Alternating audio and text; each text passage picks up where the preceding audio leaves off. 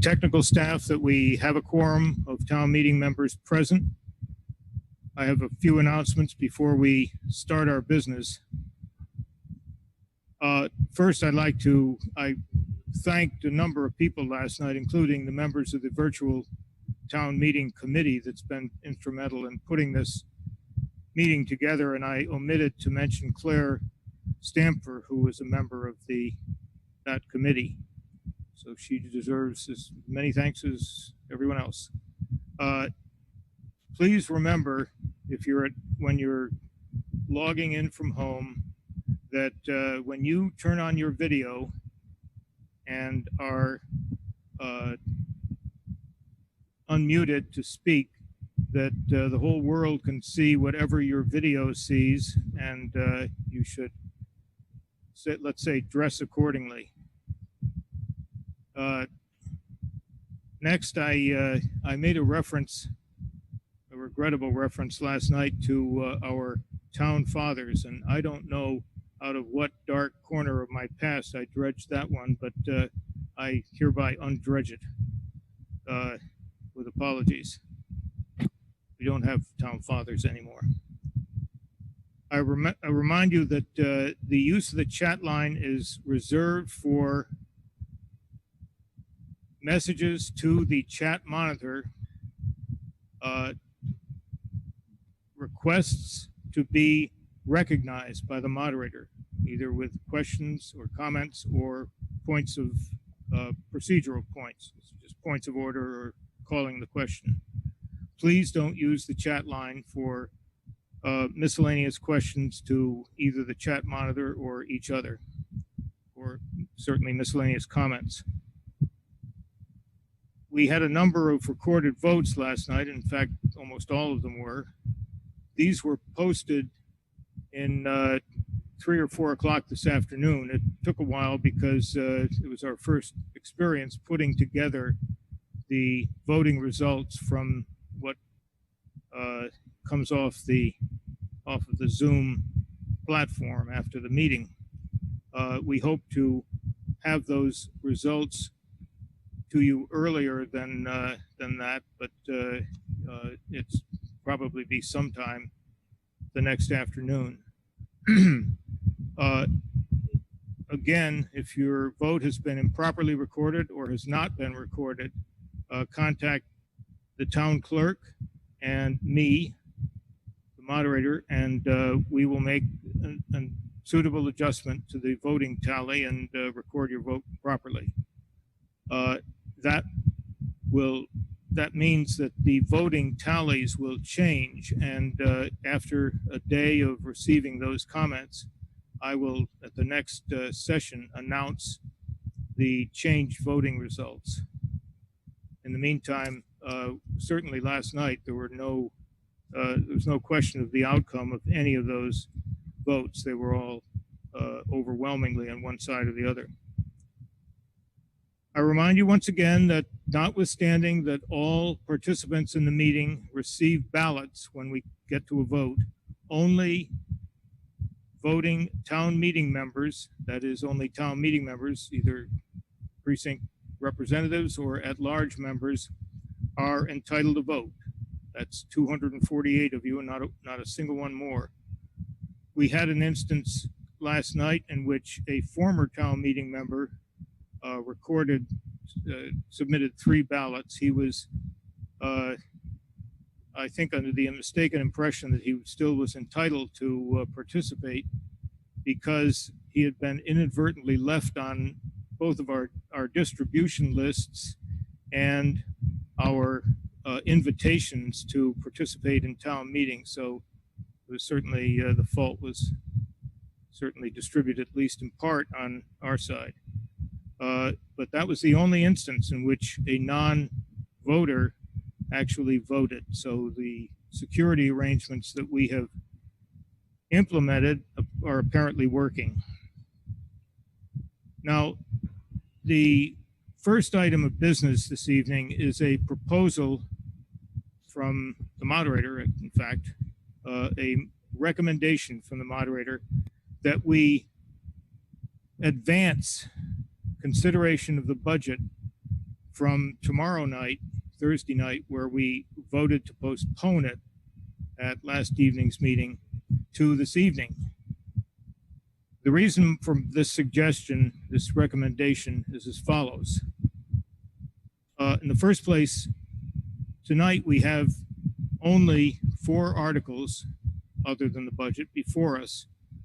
Article 16, which deals with the Oak Street property, which is likely to take half an hour or an hour of debate. 18, 19, and 25, which are non-controversial articles with no opposition. And we are likely to dispose of those 4 articles well before 9 o'clock, if all goes reasonably well, and it certainly has so far.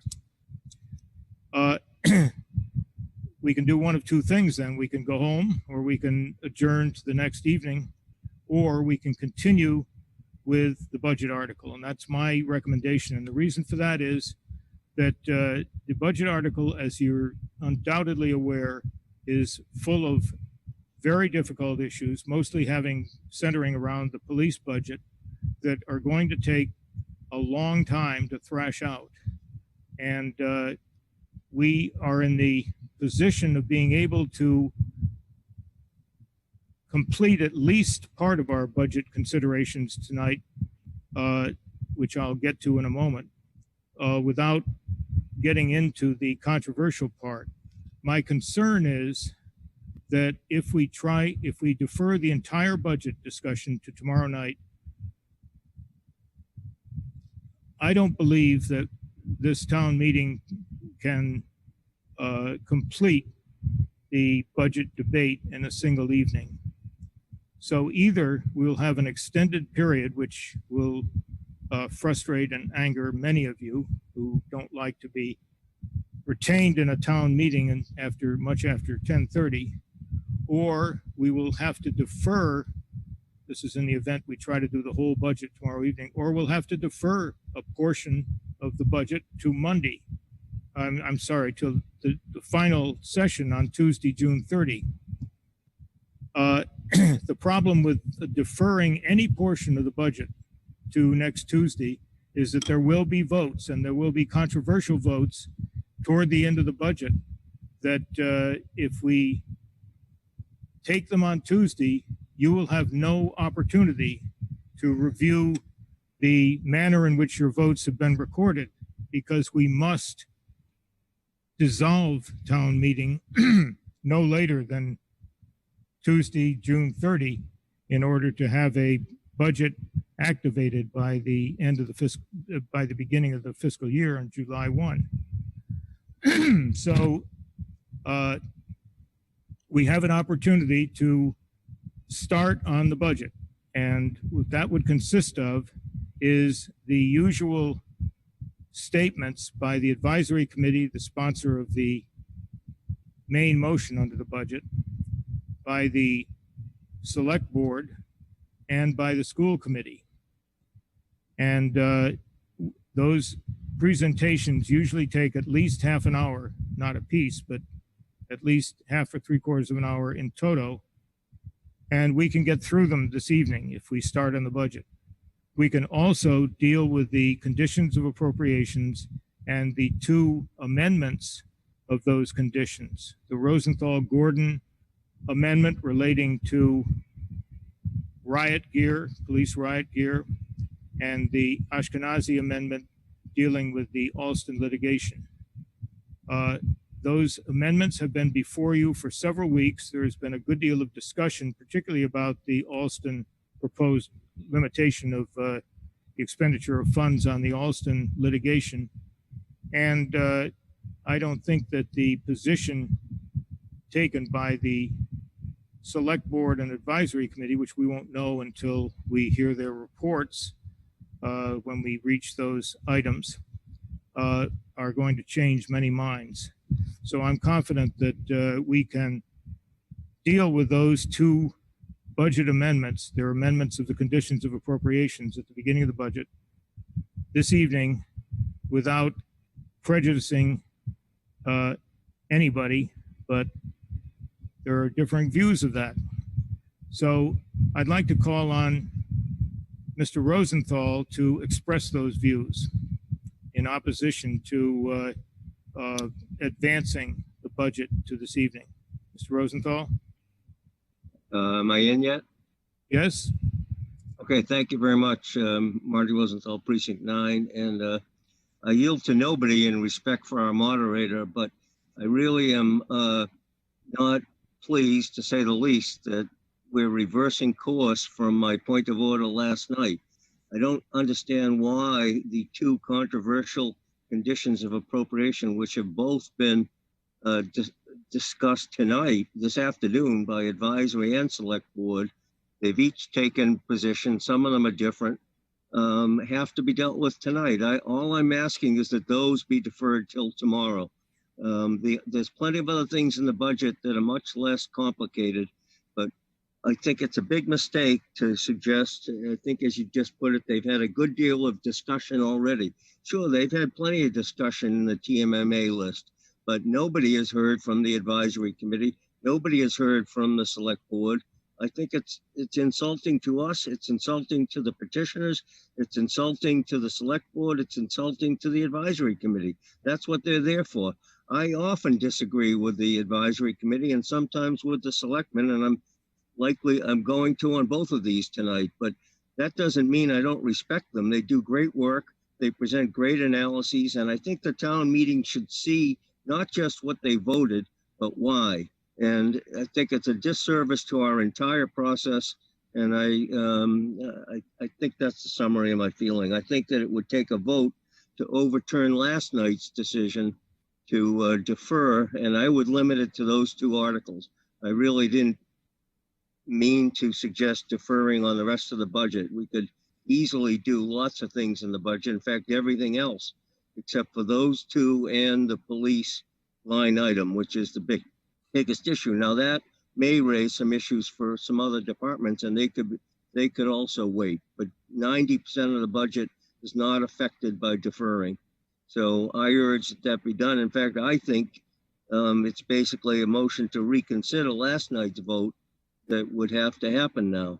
So I'll get off my bandstand and save it for some articles. Thank you, and I apologize for insulting all of the various committees and boards that Mr. Rosenthal thinks I've insulted by my suggestion and recommendation. And let me just say that there's a little bit of a problem with addressing the capital items, the supplemental appropriations, or in particular, the departmental and non-departmental budgets, because the last distribution to the town meeting members of those sections of the budget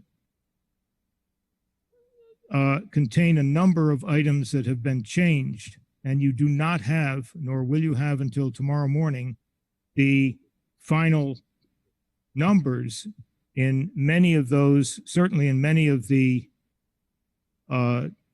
of the departmental and non-departmental budgets on the spreadsheets, and you will not have before you the final list of of capital appropriations that you're being asked to pass on. We can, as Mr. Rosenthal suggests, deal with most of the capital appropriations this evening, and I'm certainly willing to do that if it's the consensus of the meeting that we should do so. So I call on Mr. Sandman, who will speak in favor of advancing the budget to tonight so that we can deal with portions of it. Mr. Sandman. Thank you, Mr. Moderator. Mike Sandman, town meeting member from Precinct 3 and chair of the advisory committee. And before I begin, I listened to Mr. Rosenthal, and first of all, I want to assure him that at least on my part, we're not insulted any more than we usually are. But I want to make sure I understand what it is that he's opposed to, because honestly, it doesn't sound like we're expecting that departmental budgets will be picked up tomorrow night. what is it that you don't like about starting the budget this evening, so that I actually know what I'm talking about when I say I don't like this.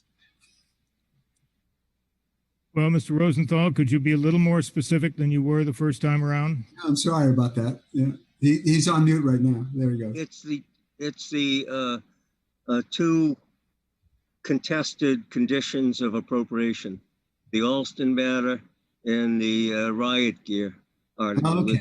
Neither one was decided before tonight by either of the august committees, and nobody has their motions, and nobody has especially the explanation for those motions. Those are the only two things I'm concerned about. I think the police line item is tomorrow night. Yeah. I would have said the same thing about those, because those, for some reason, the two of the three most controversial issues have been bumped forward from tomorrow to tonight, as opposed to what happened on my point of order last night. All right. Well, I think that those are two considerably less complex issues than the police line item, which will certainly be a topic of debate tomorrow night. And I would say, based on the discussion that we had and the amount of time that it took to get through them, the advisory committee tonight, we're prepared to give a pretty thorough explanation of our thinking on this. And I would expect the select board would be able to do the same thing. So I would be perfectly happy to proceed with them this evening. And as the moderator has said, we, by law, have to conclude this meeting by Tuesday night. The risk of carrying over a couple of controversial items in addition to tomorrow night is that we'll end up Tuesday with a long meeting that we may or may not be able to fully conclude. Thank you, Mr. Gladstone.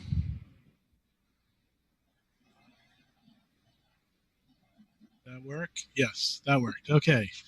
Thank you. Scott Gladstone, Precinct 16.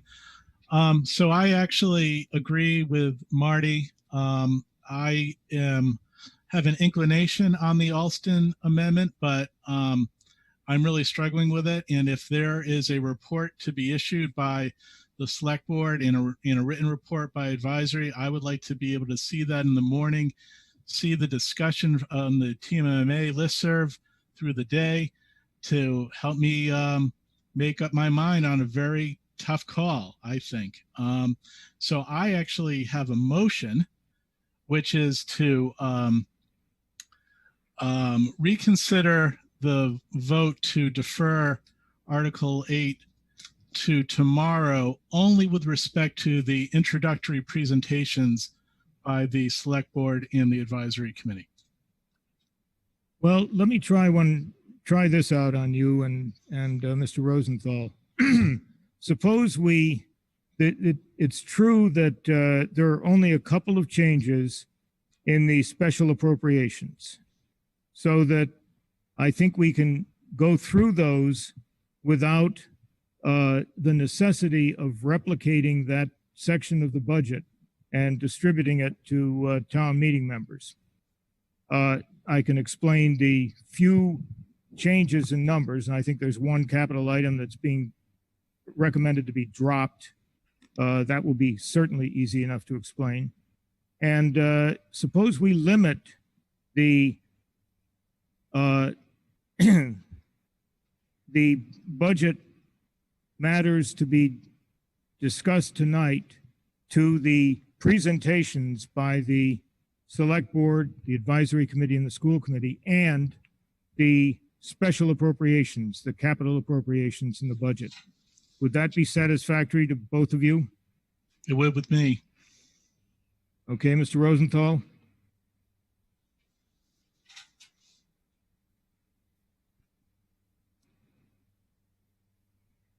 You're unmuted, Marty. Oh, I thought all right, I'll repeat what I just said. That would be satisfactory, and I would very much appreciate that. Okay, what that means is that we'll be, and that's the recommendation that I'll make, and I think it seems to have the unanimous support of both the proponents and Mr. Sandman. Would that be okay with you?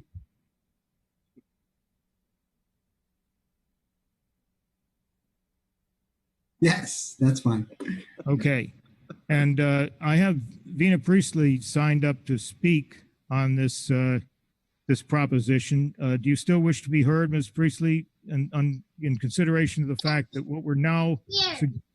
Okay, go ahead. Oh, sorry. If we're not going to be discussing it today, then I just had a couple of questions before I made a decision. But if we're not voting on it, then no, I'm fine. It being the also Budget. Okay. Oh, the budget. Okay. And Ms. Ashkenazi, do you have any comments? Under the current proposal, your motion relating to the Alston litigation will be dealt with tomorrow evening, not this evening. Yes. Hi. Thank you, moderator Miriam Ashkenazi, Precinct 13. My preference is to actually speak on the motion this evening. I agree with you, moderator, that this has not been sprung on the advisory committee or the select board, that they have had the opportunity to speak to this. And we have been discussing it at length on the listserv. And I and Ann Weaver are prepared to present tonight and would very much like to do so. Well, I think I'm not going to change the motion before the House at this point. The difference between dealing with that debate this evening and dealing with it tomorrow evening is minuscule, and you'll have the benefit of the reports of the advisory committee and select board on that issue if you defer consideration of that until tomorrow evening. So, Mr. Spiegel.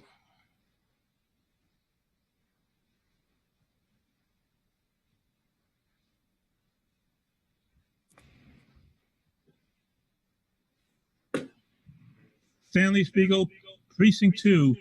Mr. Moderator, our rules on reconsideration are quite stringent. I don't consider this reconsideration, Mr. Spiegel. This is not a reconsideration of last night. Nope. It is simply a regular motion to move the timing of the consideration of a warrant article from one evening to the next.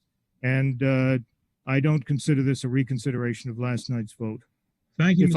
If I may stand procedurally corrected at some point, but for the time being, I've ruled that this is a normal routine motion being put before you, and it is not does not consist of a reconsideration of last night's vote to postpone the entire budget. God. Mr. Lepson. I'm muted now. Hello. Let me just get my video going so folks can see. Robert Lepson, Precinct 9. I'm a little confused as to why the intransigence to consider Ms. Ashkenazi's request to have the discussion tonight. It seems to me that there's going to be time this evening to be able to do that, and to push everything tomorrow night, which may lead into some votes on Tuesday night where we can't possibly check the validity of those votes until July 1. It could be potentially problematic. We've got time this evening, and to me, it makes a ton of sense to be able to debate what has already been debated in an open forum over the last week or so. And I'm just a little confused as to why the refusal to do that.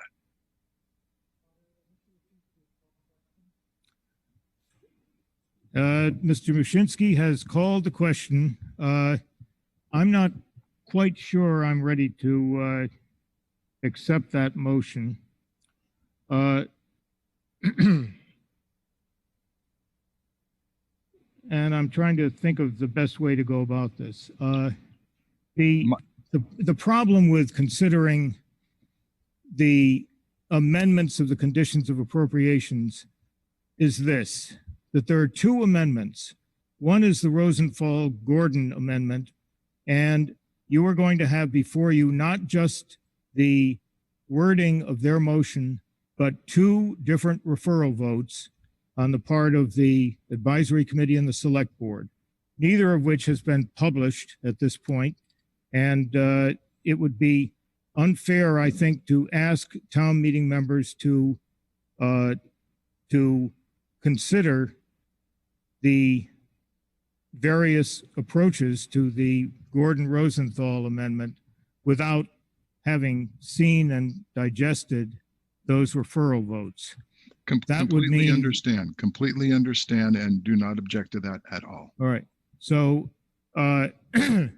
so what you're suggesting is that we, how about if we do this? Potentially divide the question, right? And have Well, Rosenthal, Gordon tomorrow, and have Ashkenazi tonight.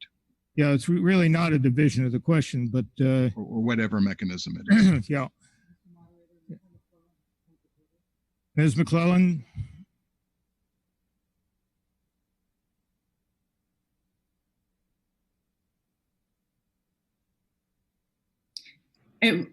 My question was the same as Mr. Lepson, which was whether we could divide this.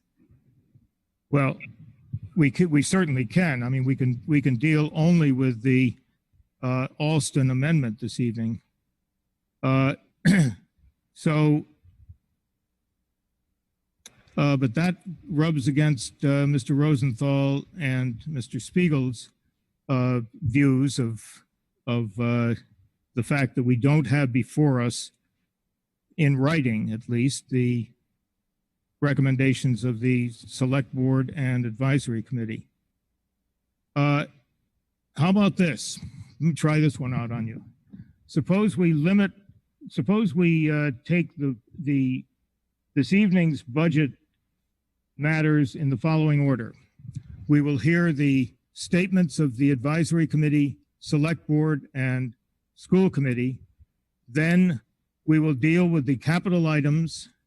And then if there is at least 45 minutes left to our session, we will debate and act on the Ashkenazi amendment. Are there any objections to that approach?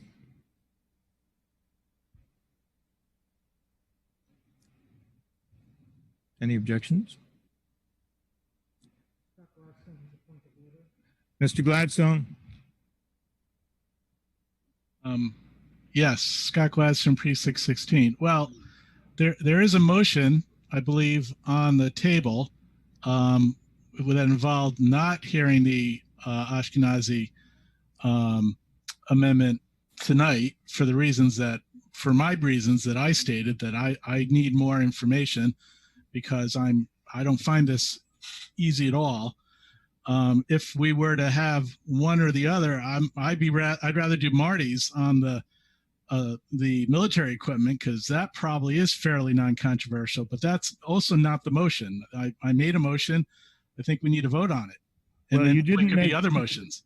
I did not hear you make a motion. I have made a recommendation, and we've been discussing my recommendation ever since.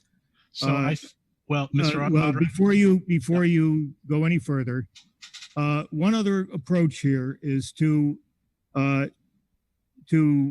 take up the statements of the select board and the advisory committee and the school committee and the capital items, and then have a vote of town meeting on whether you want to proceed to the Alston, to the Ashkenazi amendment, and leave it up to your fellow town meeting members. So, Mr. Moderator, again, Scott Gladstone, Precinct 16. I did use the words, I moved that, and then I thought that what you were suggesting was just a suggestion of a friendly amendment, which I accepted because you stated it better than I did, for instance, including the school committee presentation. And I actually assumed that if my motion was voted up and we proceeded the way you had described it right after I spoke, that if there was time, that there might have been another motion made to deal with one of the appropriation amendments, at which point we could vote on that. Yeah, I think that's an appropriate way to go about it. So that the motion on the floor is to advance the following elements of the budget to this evening after we complete Articles 16 through 25. First, the presentations by the Advisory Committee, Select Board, and School Committee. And second, the capital items, with the understanding that after we complete those sections of the budget, we will enter, I will allow a motion to proceed to a debate on the Ashkenazi amendment of the conditions of appropriations. Is that satisfactory to you, Mr. Godstone? Yes, Mr. Okay. So yes, that's Moderator Gatsby, yes. Thank you. That's the motion on the floor, and I will now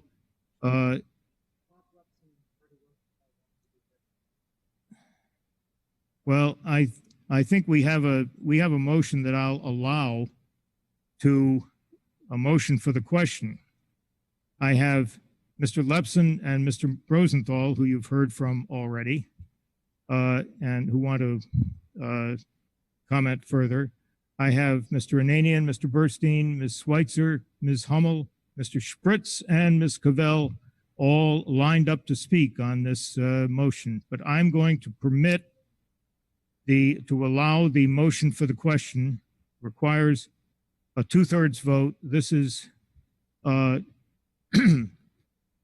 motion to terminate debate on the motion for advancing the budget article.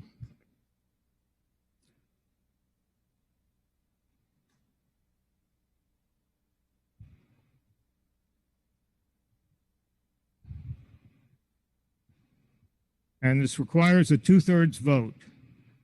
The motion before you, the proposition before you, is to terminate the debate on the question of whether to advance a portion of the budget in the manner that I've been discussing with Mr. Gladstone. Is there anyone that doesn't understand what we're voting on? We're voting to terminate this debate. Okay, we're ready to vote.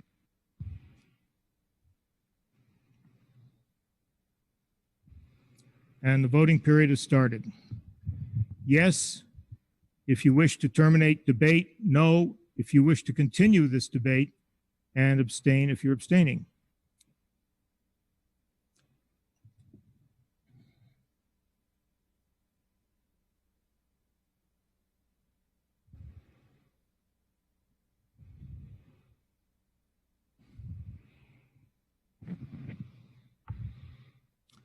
Uh, 15 seconds, 10 seconds.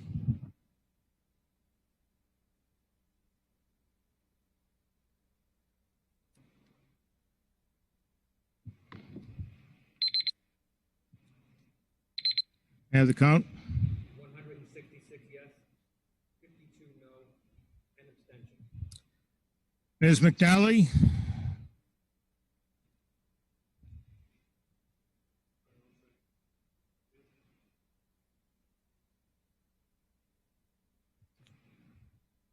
Hello, Yes, go ahead on the vote to terminate debate. Yes or no? Rita McNally, precinct 2, yes. Okay. Ms. Senecal? Yes. Ms. Mockmuller? Ms. Mockmuller? Okay, she's not on the phone. Mr. Jones?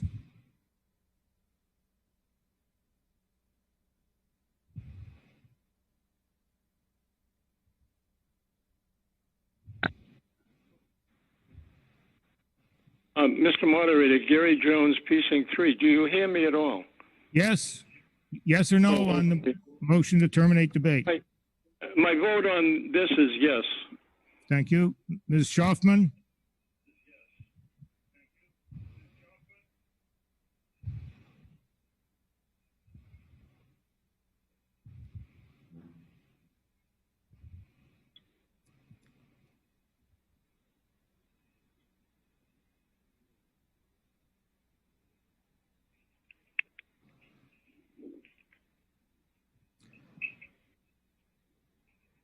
Well, Ms. Schaufman is going to have to, I'm not sure yes. why you have me unmuted.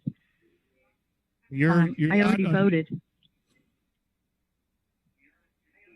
Oh, okay. I thought you were on the phone and,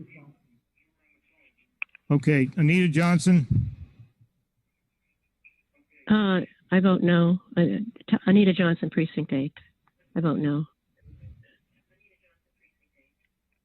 okay, the motion carries by a vote of 169 in favor, 53 opposed, and 10 abstentions. We now proceed to the motion before you without further debate.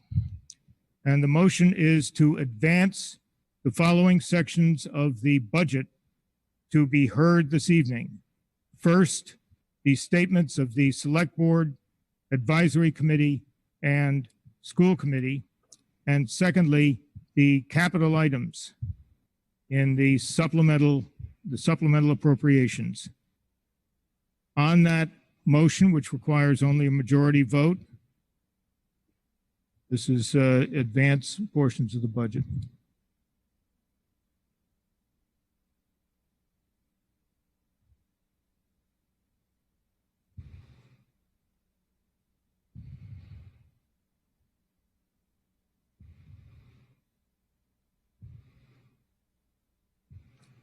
Okay.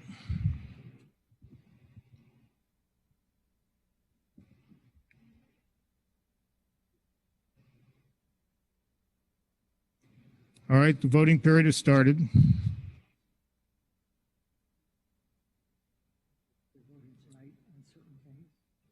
The what? Can you just clarify what the implication of that vote is? Yeah, what that vote means is that you'll be dealing, when we finish the numbered articles 16, 18, 19, 25, with those portions of the budget applicable to this motion.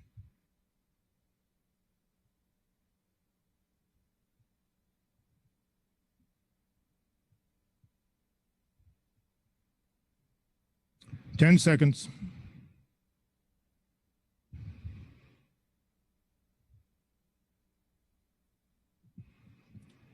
And 215 yes, 6 no, 4 abstentions.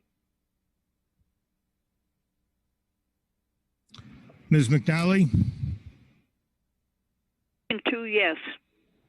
Ms. Senical, Yes. Yes. Mr. Jones, yeah, we've got you.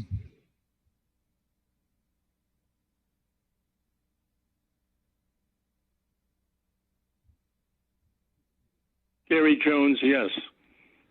And Ms. Johnson, Anita Johnson, yes. that motion carries by a vote of 219 in favor, 6 opposed, and 4 abstentions. We now finally turn to Article 16.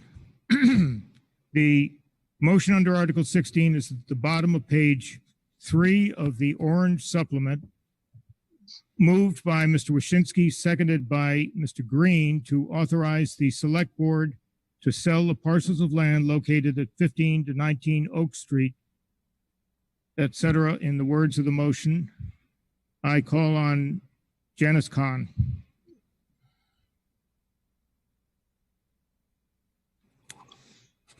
Thank you, Moderator Gatsby. And I'm going to wait till my presentation is up before we start the clock, if you don't mind. Janice Kahn, town meeting member from Precinct 15.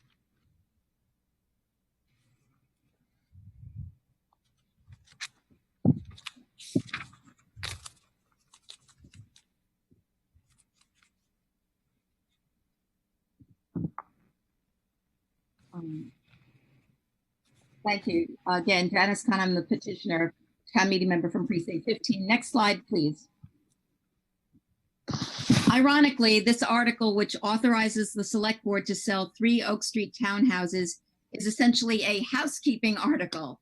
The only reason they were purchased was for the Baldwin School project, which ended up being rejected by the voters in the May 2019 override. The town financed the entire $4.7 million to purchase them through short-term loans, Next year, the town will have to enter into long-term financing, costing eventually millions of dollars more to own. I brought this article to town meeting because I believe the town has much more important priorities for our tax dollars than owning 3 townhouses. Next slide. So there are 3 main reasons. The only reason to buy them is no longer relevant. It's an easy debt to retire, and the sale would add tax revenues to fund needed town services. Next slide, please.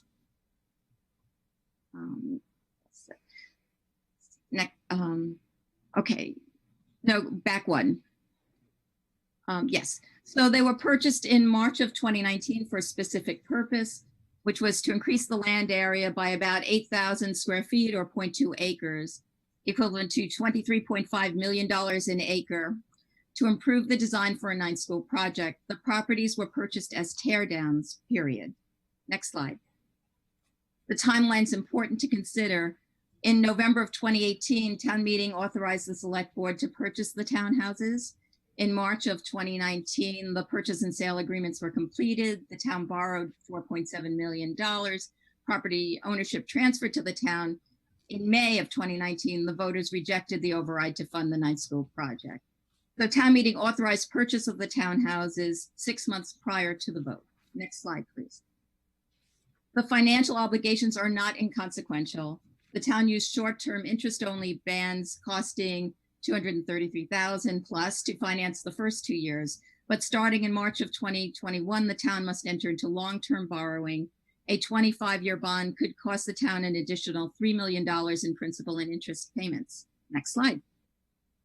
There are additional costs of ownership. The current maintenance costs on all 3 units is about $40,000 a year. So over 25 years, it's $1.725 million plus painting and replacing roofs, HVAC systems, $625,000. I got those estimates from the building department and they do not account for inflation.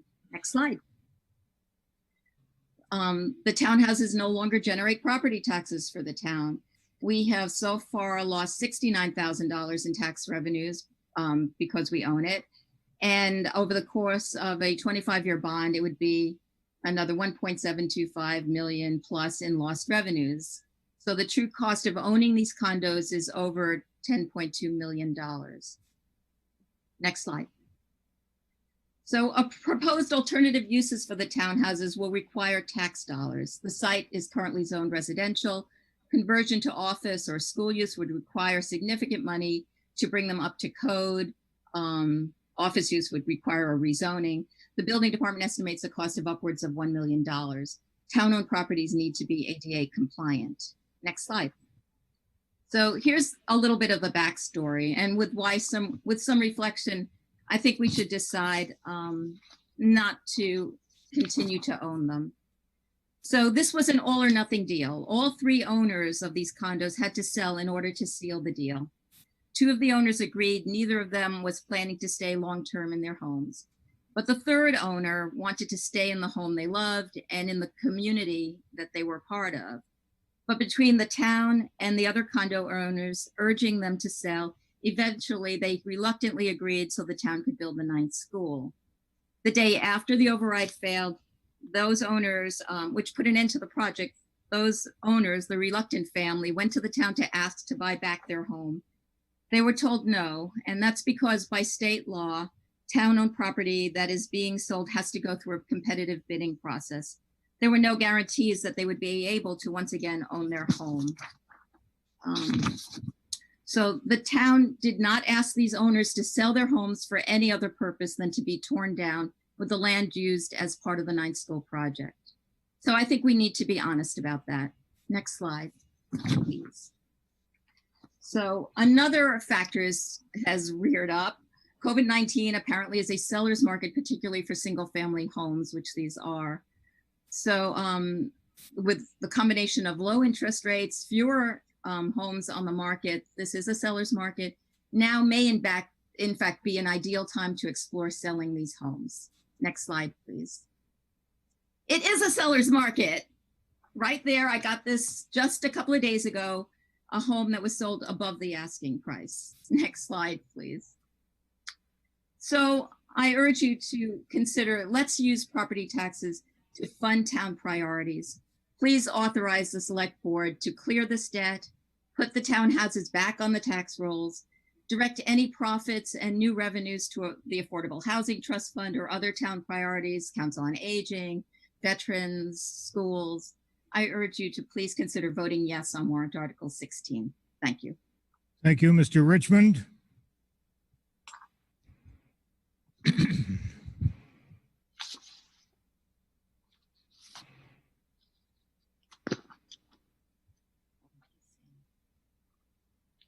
Hello. Yes, you're on. Good evening. Clint Richmond, town meeting member, precinct 6. It's almost impossible to acquire space in Brookline, an urbanized town of less than 7 square miles, and it usually takes several years to do so. All property in town is expensive, and it is nearly all developed just like Oak Street. I believe we should simply stop disposing of any property. The Oak Street property is small but extremely rare and valuable to the town, especially because it is contiguous to both a school and a park, which is why we bought it. With no plan for realizing the land bank, the lack of a CPA or transfer tax that acquire such land, holding onto this unrestricted property makes even more sense.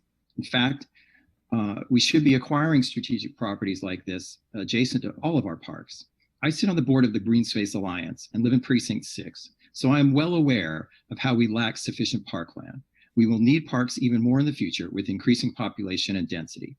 A simple outright sale is financially unwise. As we learned in the Webster Street Hotel project in Coolidge Corner on a former town parking lot, a 99-year lease has a higher financial return than a straight sale, while at the same time preserving long-term options that simply cannot be foreseen today.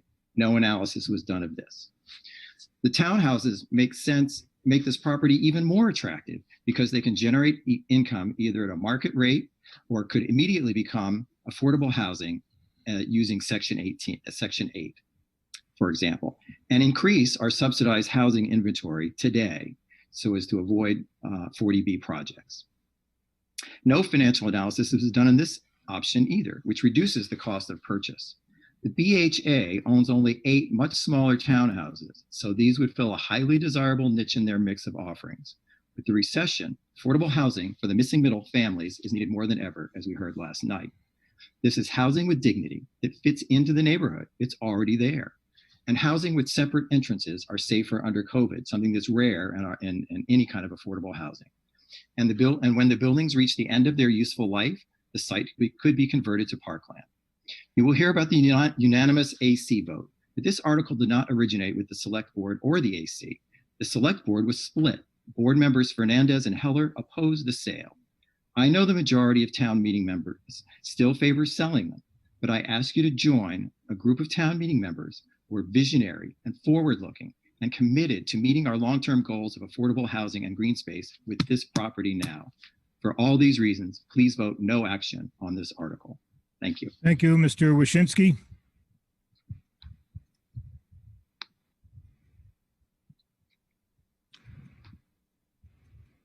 We're now in 3-minute country, so Mr. Richmond was well within his limit. Mr. Wyszynski. Neil Wyszynski for the Advisory Committee. The town purchased the 3 Oak Street condominiums due to their adjacency to the Baldwin School across the street. Our intent was to demolish the condos and expand the school. And I know this because I was one of the folks who actually negotiated the deal. We paid market price for the condos, and as everyone here knows, the cost of housing in Brookline is high. Well, you also know that the Baldwin project failed at the polls and is now off the table. So why are we continuing to hold them? As you heard, we're losing money on debt service, upkeep, and taxes. For right now, we're paying interest only, which is running about $7,800 a month. But when we start paying principal and interest next year, it will jump to about $25,000 a month. And that doesn't include expenses like maintenance. Rent will not even come close to covering that. They'll continue to lose money for the foreseeable future. The town should hold the condos only if we have a use for them. You heard that we should keep it for affordable housing. Well, last night you heard that at the Colonel Floyd Apartments, we're leveraging $6.5 million for 100 units. Here, we paid 4.7 for 3. We can do better. Others have said that we should convert them to offices. Well, these were built as residential units under a different building code, and converting them would be prohibitive. We can do better. We heard at the last town meeting, and you just heard, that we should tear them down to expand the tennis courts or create a park. Well, that would be the most expensive tennis courts in town. And if you want tennis courts and parks, we shouldn't have to tear down perfectly good housing to do so. We can do better. So why are we holding on to this money-losing property? As you'll hear later and tomorrow, this town does have a few budget issues. Some have said the town should never sell property. The advisory committee disagrees. The town doesn't have a need for this property, and it doesn't fit into any strategic plan the town has. Relieving the town of the expenses of carrying the condos and returning them to the tax rolls will be a welcome relief to the budget. Despite the pandemic, the housing market appears to be strong. This is an authorization to sell, not a requirement to sell, and the select board has discretion on the timing. So by a 23-0 with 3 abstention vote, the advisory committee recommends favorable action on this warrant article. Thank you, Ms. Baines-Walsh. I'm sorry, yes, Ms. Baines-Walsh. Hi, Laura Baines-Walsh, Town Meeting, Precinct 16. I'm speaking against Article 16 because I believe we should retain Oak Street. Yesterday, 85% of town meeting voted in favor of trying to buy the West Campus of Newberry College. We voted to buy that property even though we did not have a defined use. Maybe it'll be green space, a pool, or affordable housing. Moreover, the Newberry property included a building that is not move-in ready. I personally voted to acquire Newberry because I believe that we need to engage in more long-term thinking and that property often does not become available in Brookline. Those opportunities are rare. Unlike Newberry, we already own Oak Street. We have no idea if the voters will approve the debt override to purchase Newberry. We can use Oak Street now. We are concerned about affordable housing. And if we're not going to build affordable housing at Newberry, maybe we could at least use the Oak Street property for affordable or transitional housing for families. We need to think long and hard about selling land that is directly abutting school and recreational land. If we want, we could use this property to increase green space. Finally, there's no evidence that we need to sell this property now. Brookline has been a hot seller's market for a long time. And as somebody who only bought into Brookline about 6 years ago, I can tell you we're paying over asking price at that point too. In this instance, I believe that waiting is the better part of valor and that we should hold on to Oak Street. It is already town-owned. It is already ours. Please vote no action on Article 16. Thank you very much. No, we're going to hear from Mr. Van Scoyoc first for the select board. Van Scoyoc. V for victory.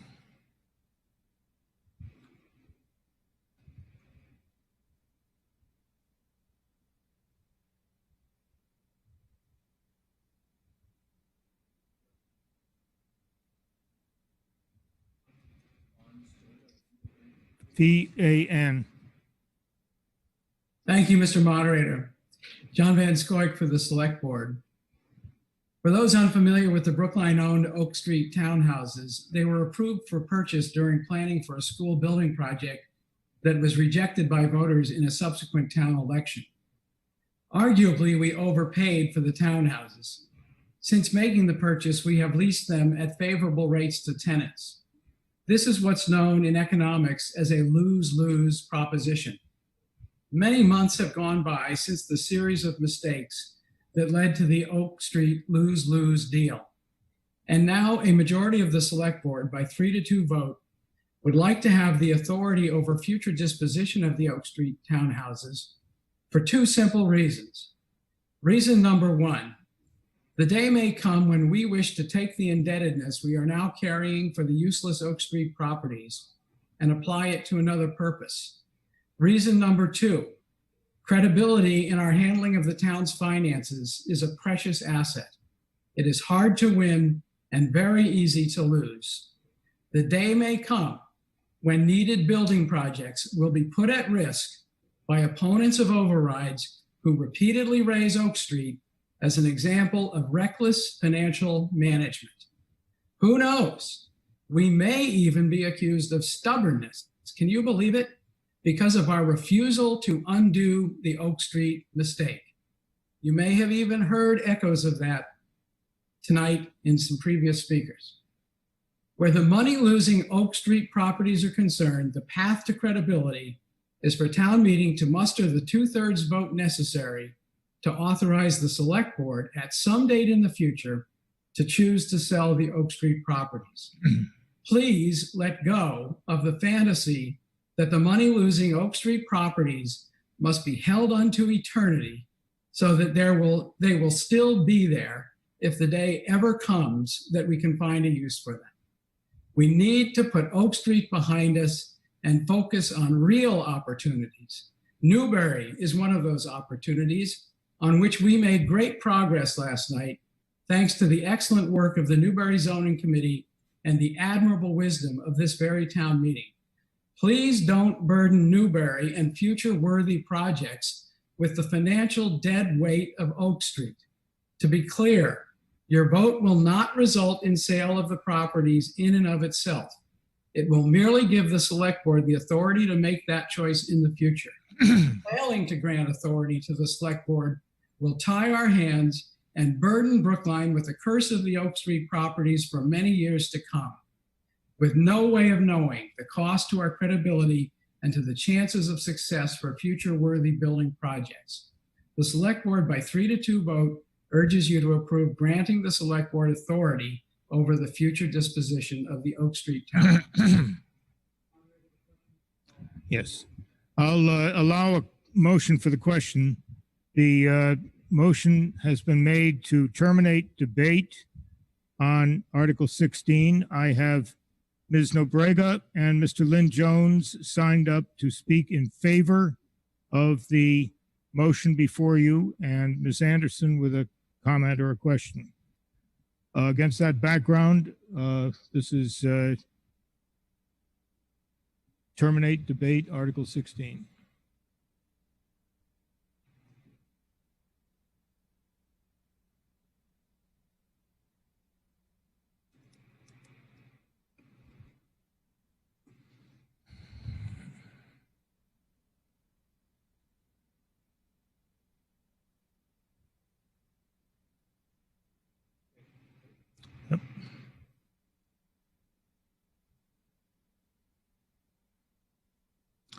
All right, the voting period has commenced.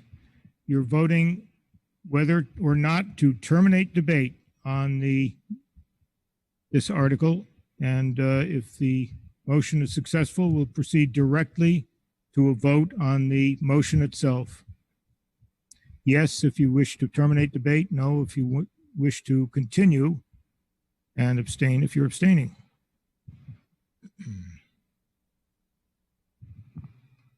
10 seconds.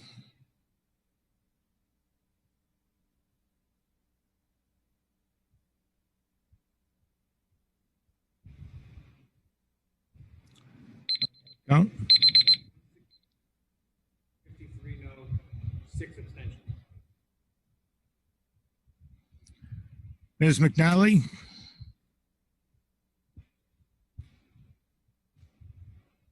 McNally, yes. Ms. Senecal? Ms. Senecal, Barbara Senecal, yes. Mr. Jones? Gary Jones, yes. Ms. Johnson? And yes. Anita Johnson, yes. Motion carries by a vote of 170 in favor, 53 opposed, and 6 abstentions. We now move. This will be a recorded vote, Mr. Richmond, if that's what you're concerned about. But go ahead, Mr. Richmond. I just wanted to mention that Deborah Brown had signed up against our warrant Article 6, and that was not announced by you. And I was wondering if we could I'm just sorry, note she that didn't. for the record. Yeah, for the record, she didn't make my list, and it's probably undoubtedly my fault. I've had a good deal on my plate for the last few weeks. All right, on the motion at the bottom of page 3 of the orange supplement to authorize the select board to sell the parcels of land located on Oak Street, those in favor of providing the selectmen with that authority will vote yes. Those opposed, no. And those abstaining will abstain. Yep. Yes. All right, the voting period has started.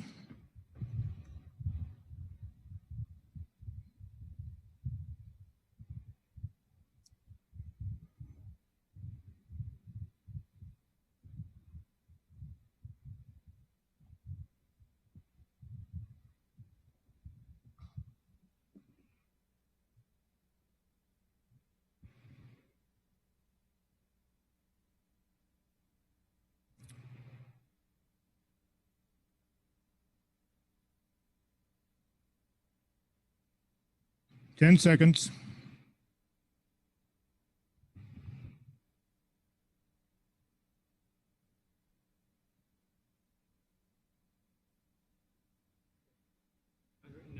Yes, 32 no, 2 abstention. How many no? 32. Ms. McNally? McNally, 2, precinct 2, no. Ms. Senecal? Barbara Senecal, 13, yes. Mr. Jones? Gary Jones, precinct 3, yes. Ms. Johnson? Anita Johnson, precinct 3, yes. Excuse me, precinct 8, yes. Motion carries by a vote of 198 in favor, 33 opposed, and 2 abstentions. We proceed now to Articles 18 and 19. They're related articles, and they relate to the implementation of the Brookline Affordable Housing Trust Fund. And the motions are found under Article 18 on page 18-5 and Article 19 on pages 19-4 through 6.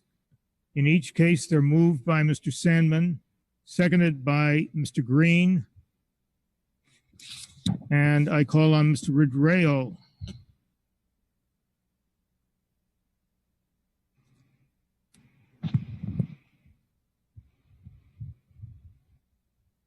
We'll have a single debate on both articles. It won't be a debate, and as far as I know, there's no opposition. Thank you, Mr. Moderator. Carlos Ridreo, Precinct 14, speaking on behalf of the Advisory Committee. Warrant Articles 18 and 19 are interrelated and were discussed by the Advisory Committee together. The Advisory Committee recommends favorable action on both articles. Warrant Article 18 will authorize the town's Affordable Housing Trust Fund under provisions of the Massachusetts Affordable Housing Trust Fund Law, which is MGL Chapter 44, Section 55C. Here's some background on why we are seeking approval of this warrant article. In 1986, Brookline filed a home rule petition seeking to establish a trust fund devoted to the promotion and support of affordable housing and open space. It appears that the town's petition was introduced but was never passed at the State House. Then in 1987, town meeting enacted the Housing Trust Fund bylaw, now known as Article 3.13, the Housing Advisory Board. The Attorney General approved this bylaw. Later in 2005, the Commonwealth enacted the Municipal Affordable Housing Trust Fund, MGL Chapter 44, Section 555C, which greatly simplifies the process of establishing housing trust funds. Due to two important initiatives that could entail significant new contributions to the Affordable Housing Trust Fund, Town Council has recommended that the Brookline Affordable Housing Trust Fund be established in accordance with the provisions of MGL Chapter 44, Section 55C. Similarly, Warrant Article 19 will amend Article 3.13, the Housing Advisory Board bylaw, to resolve differences between Brookline's current bylaw and the aforementioned Commonwealth's affordable housing law. In order to bring our bylaw into compliance with the state law, the membership of the HAB is changed from 7 to 8 members. A select board member is a required member, and the terms of office is reduced from 3 years to 2. It also inserts specific operative language from the state statute into our local bylaw. In section 3.13.3, the amended language eliminates the trust funds for upper moderate income housing, which is 120 AMI, or also known as working force housing. But under 3.13.4, it will still allow for the board to promote upper moderate affordable housing in other ways. These changes will apply to both rented and owner-occupied affordable housing units. The advisory committee discussed the consequence of no action on the warrant articles. It was noted that the existing trust fund has been maintained as a separate fund since its inception, and while the town could continue to receive funds dedicated to affordable housing under the so-called Gives and Grants law, Town Council has recommended that a fund be permanently established under the provisions of said state law. The Welltower Newbury contribution of $6.5 million to the trust fund, as voted yesterday, would be the largest sum that the trust fund would now have received in a lump sum, so it's advisable to have everything in place. In addition, these warrant articles clear the way for possible Community Preservation Act authorization at next town meeting. In short, these two warrant articles should be considered as housekeeping items that will ensure the validity of the trust fund. By a vote of 27 in favor, 1 opposed, and no abstentions, the advisory committee recommends favorable action on warrant 18. And by a vote of 27 in favor, none opposed, and 1 abstention, the advisory committee recommends favorable action on warrant article 19. Thank you. Thank you, Ms. Hamilton.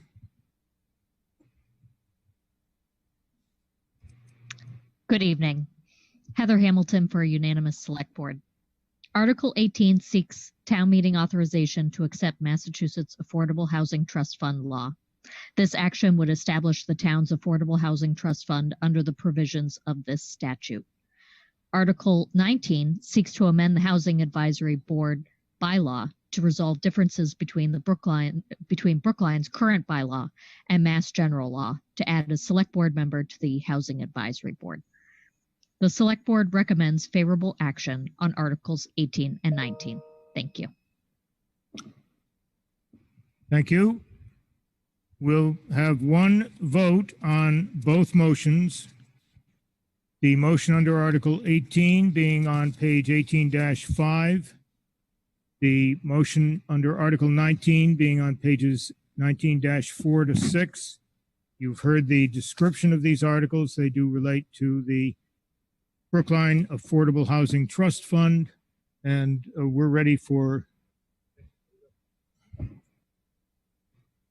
All right, the voting period has commenced. Yes, if you're in favor of these two motions. No, if you're opposed, and abstain if you're abstaining.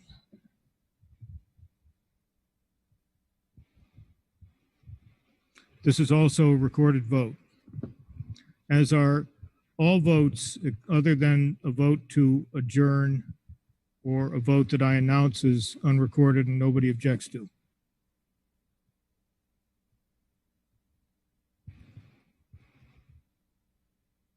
Ten seconds.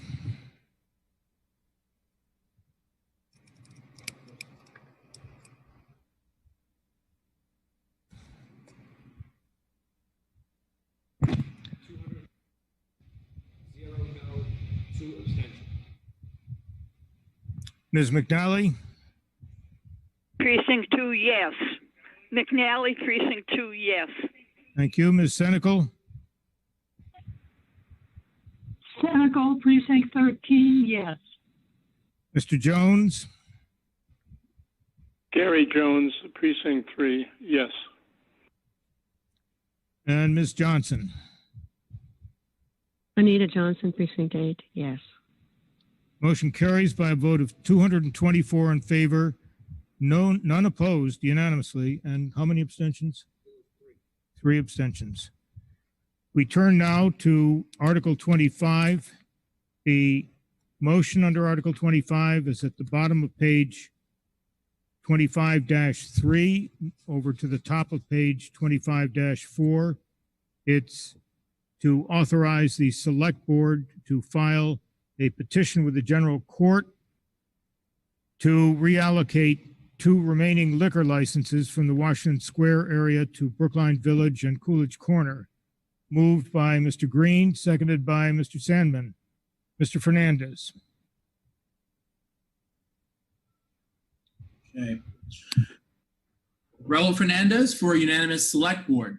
The petitioner, Sam Glasgow, a new member of our new Small Business Development Committee, has ably shepherded this warrant article through our warrant article process, and for that we thank him.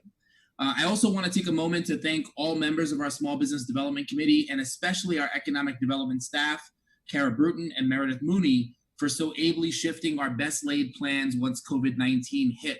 Tomorrow, we will host our 15th weekly town hall for small businesses and nonprofits in Brookline. We've been honored to welcome illustrious guests like our Congressman Joe Kennedy twice, Lawrence Mayor Darren Rivera, who also serves on the state's reopening task force, and we've also been joined very regularly by our state representative, Tommy Vitolo. I also want to recognize the select board's unanimous commitment to supporting Brookline's small businesses in any way that we can throughout this entire crisis, taking vote after vote, doing what we can in our power to support our business community. So I understand Sam has deferred his speaking time on this fairly straightforward article, leaving it to me to provide a brief description. Here we go. In the fall of 2017, town meeting authorized the select board to petition the state for 35 additional liquor licenses. A year later, the legislature granted the town 12 special liquor licenses, which were allotted to 4 target commercial areas: 3 in Brookline Village, 5 in Coolidge Corner, 1 in JFK Crossing, and 3 in Washington Square. These full liquor licenses were granted with 2 important stipulations. The licenses will expire on October 11, 2020, 2 years after the authorizing legislation's effective date, and cannot be utilized outside of the target commercial area to which they were allocated. As of February 28, 2020, 2 of these 3 special liquor licenses originally allocated to Washington Square remain unused. 2 Washington Square restaurants have expressed interest in obtaining one of these special liquor licenses. However, just 10 months shy of the October 2020 deadline, no restaurants have officially begun the process of obtaining a special liquor license. To ensure that these remaining special liquor licenses do not go unused, the Small Business Development Committee proposes that the town petition the legislature for approval to redistribute any remaining special liquor licenses originally allocated to Washington Square, to Coolidge Corner, and Brookline Village, where there's greater demand for liquor licenses. All the special liquor licenses allocated to Brookline Village and Coolidge Corner, Brookline's largest commercial area, were claimed within a year. This warrant article proposes that any remaining special liquor licenses in Washington Square be reallocated, with 1 going to Coolidge Corner and the other going to Brookline Village, and that the deadline for issuing any reallocated liquor licenses be extended by 2 years. As I conclude, I just want to say thank you to Representative Tommy Vitolo, who has done a lot of work over many months to ensure that we could be at this place right now, and is going to be working to ensure successful passage of this legislation pending your approval. So again, Raul Fernandez for a unanimous select board, asking you to vote in favor of this article. Thank you. Thank you, Ms. Jonas.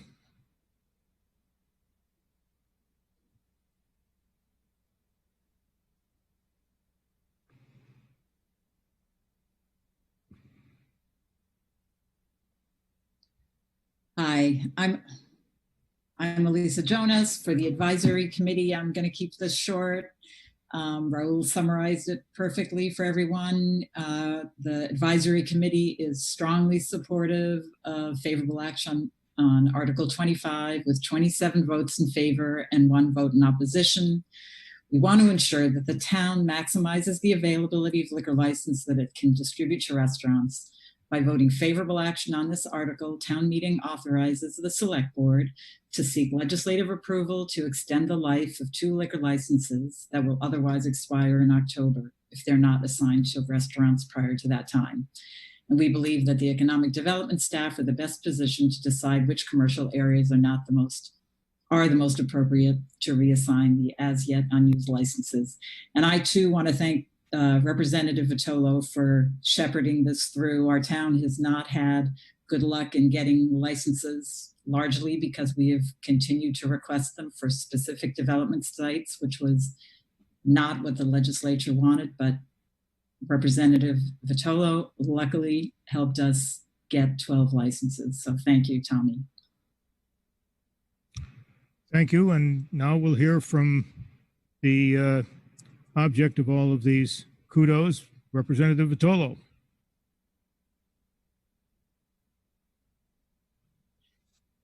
Good evening, Tommy Vitolo, town meeting member at large. I want to begin by emphasizing that I will be abstaining from voting on this warrant article as it directs, or at least requests, the state to do something, and it is my office's policy to abstain in such cases. And I'm not going to be shocked at thank yous either. I think that Sam Glasgow deserves a lot of credit, as does advisory committee member Janice Kahn, who worked very hard at this and really pushed against the limits of what we could and couldn't do to make sure that Brookline was getting as much flexibility as the legislature could muster. So thank you for that. Thank you, of course, Kara Bruton and Meredith Mooney, and to Select Board Member Fernandez for continuing to push on issues like this at a time when our local businesses really are struggling. And so any new opportunities are definitely worth pursuing. I want to recognize that this entire proposal, it seems both overly detailed and rather arcane. And having had many conversations with House Chair on licensure Jackie Chan, and under the limits of time tonight, the best I can tell you is this. This is the deal. Take it now or lose it. And I wish there was more flexibility. And if you really want to convince the moderator to ask questions about that, feel free to sign up at the microphone. If you'd like to talk with me more about it later, I'm happy to. But really and truly, this is this sort of absurdly detailed proposal is the proposal. If we pass this tonight, it becomes my job to shepherd it through the legislature. I am confident that we've got better than even odds of being successful because the language is the language that is proposed. Had we deviated from what is before us tonight, I believe the likelihood of passing through the legislature would be much, much less. And so this is the option that we've got. If we vote this down, these 2 liquor licenses disappear. Unless they're used by Washington Square, new businesses by October, they're gone. If we pass this, there's a possibility that these 2 licenses will be usable in Coolidge Corner or in Brookline Village, places where there seems to be more interest. So vote your conscience in favor or opposed, and I seek the will of town meeting and figuring out what I'll do next on this. Thank you. Well, I'll hear from Ms. Frawley before I allow the question.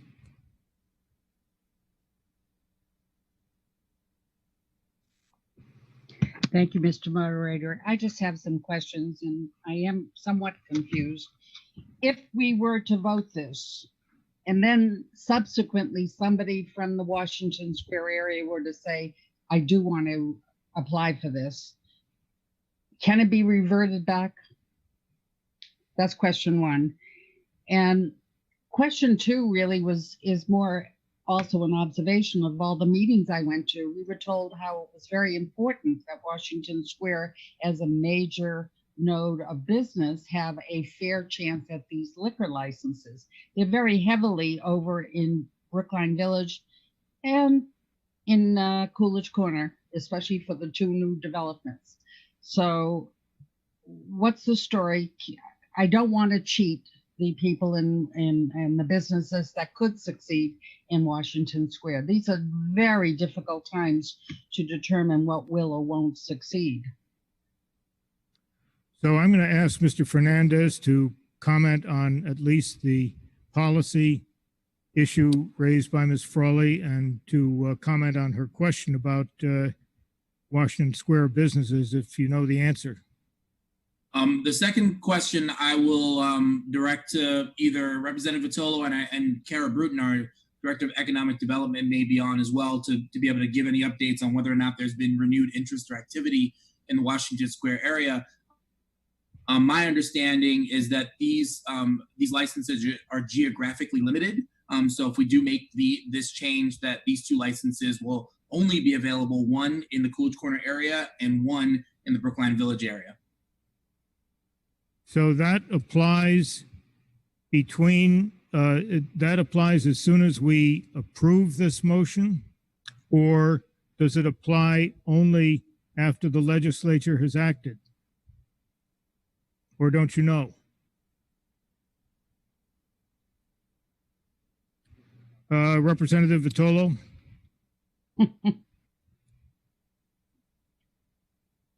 The way this home rule petition is drafted, it allows myself or Senator Cream in the Senate, who of course also will be working hard on the Senate side, to amend the language. And so if, for example, between tonight, should town meeting pass it, and when it gets through the legislative process at the state level, a business shows up in Washington Square and says, we're ready to go, then the language at the home rule petition could be changed to, instead of saying move two licenses, one to Coolidge Corner and one to Brookline Village, it would then say move one either to Brookline Village or Coolidge Corner. I would take, and I presume Senator Cream would take direction from the select board. So we're in a bit of a limbo phase between if this passes tonight and when it becomes law at the state level. We will have some flexibility to change, but of course, there are limits to that. It has to be changed in such a way that the appropriate committees and the bodies as a whole are comfortable with. So a change like Ms. Frawley proposed would be possible if the timing worked out that way. And that provides us with a little extra flexibility and optionality. Thank you. We've had a motion to terminate debate, and I will allow that. I have Mr. Miller and Mr. Levy signed up to ask questions or make comments about the motion before you. But I'll I think we've heard an adequate airing of what this legislation is all about, and I will allow this motion. So this is motion for the question, motion to terminate debate, Article 25.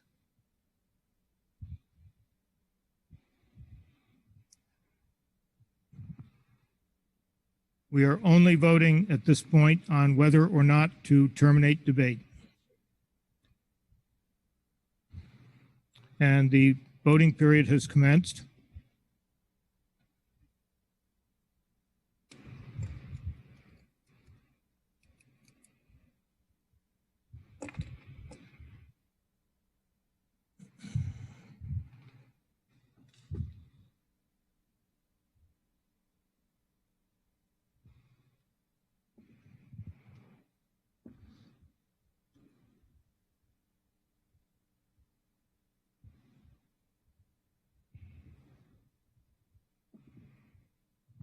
Ten seconds.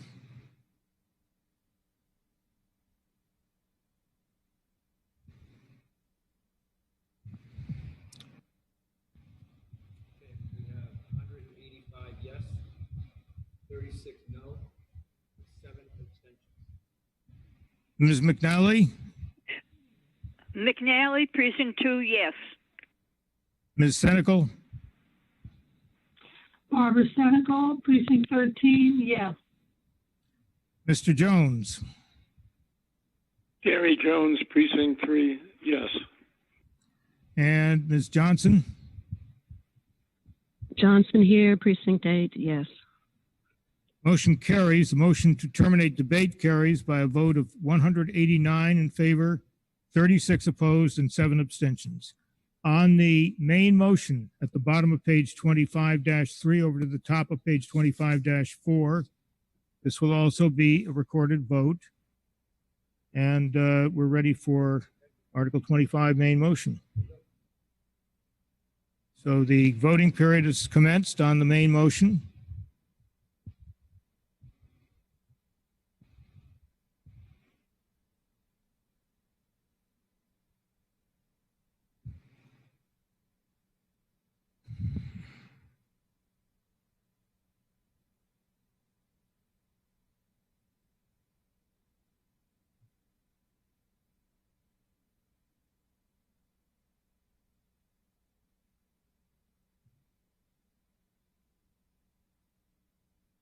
Ten seconds.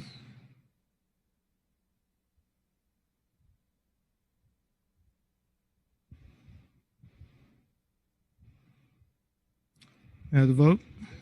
2 yes, 4 no, 8 abstentions. Ms. McNally, McNally, precinct 2. McNally, precinct 2, yes. Ms. Senecal, Senecal, precinct 13, yes. Mr. Jones, Gary Jones, precinct 3, yes. and Ms. Johnson. Johnson, precinct 8, yes. Motion carries by a vote of 223 in favor. How many opposed?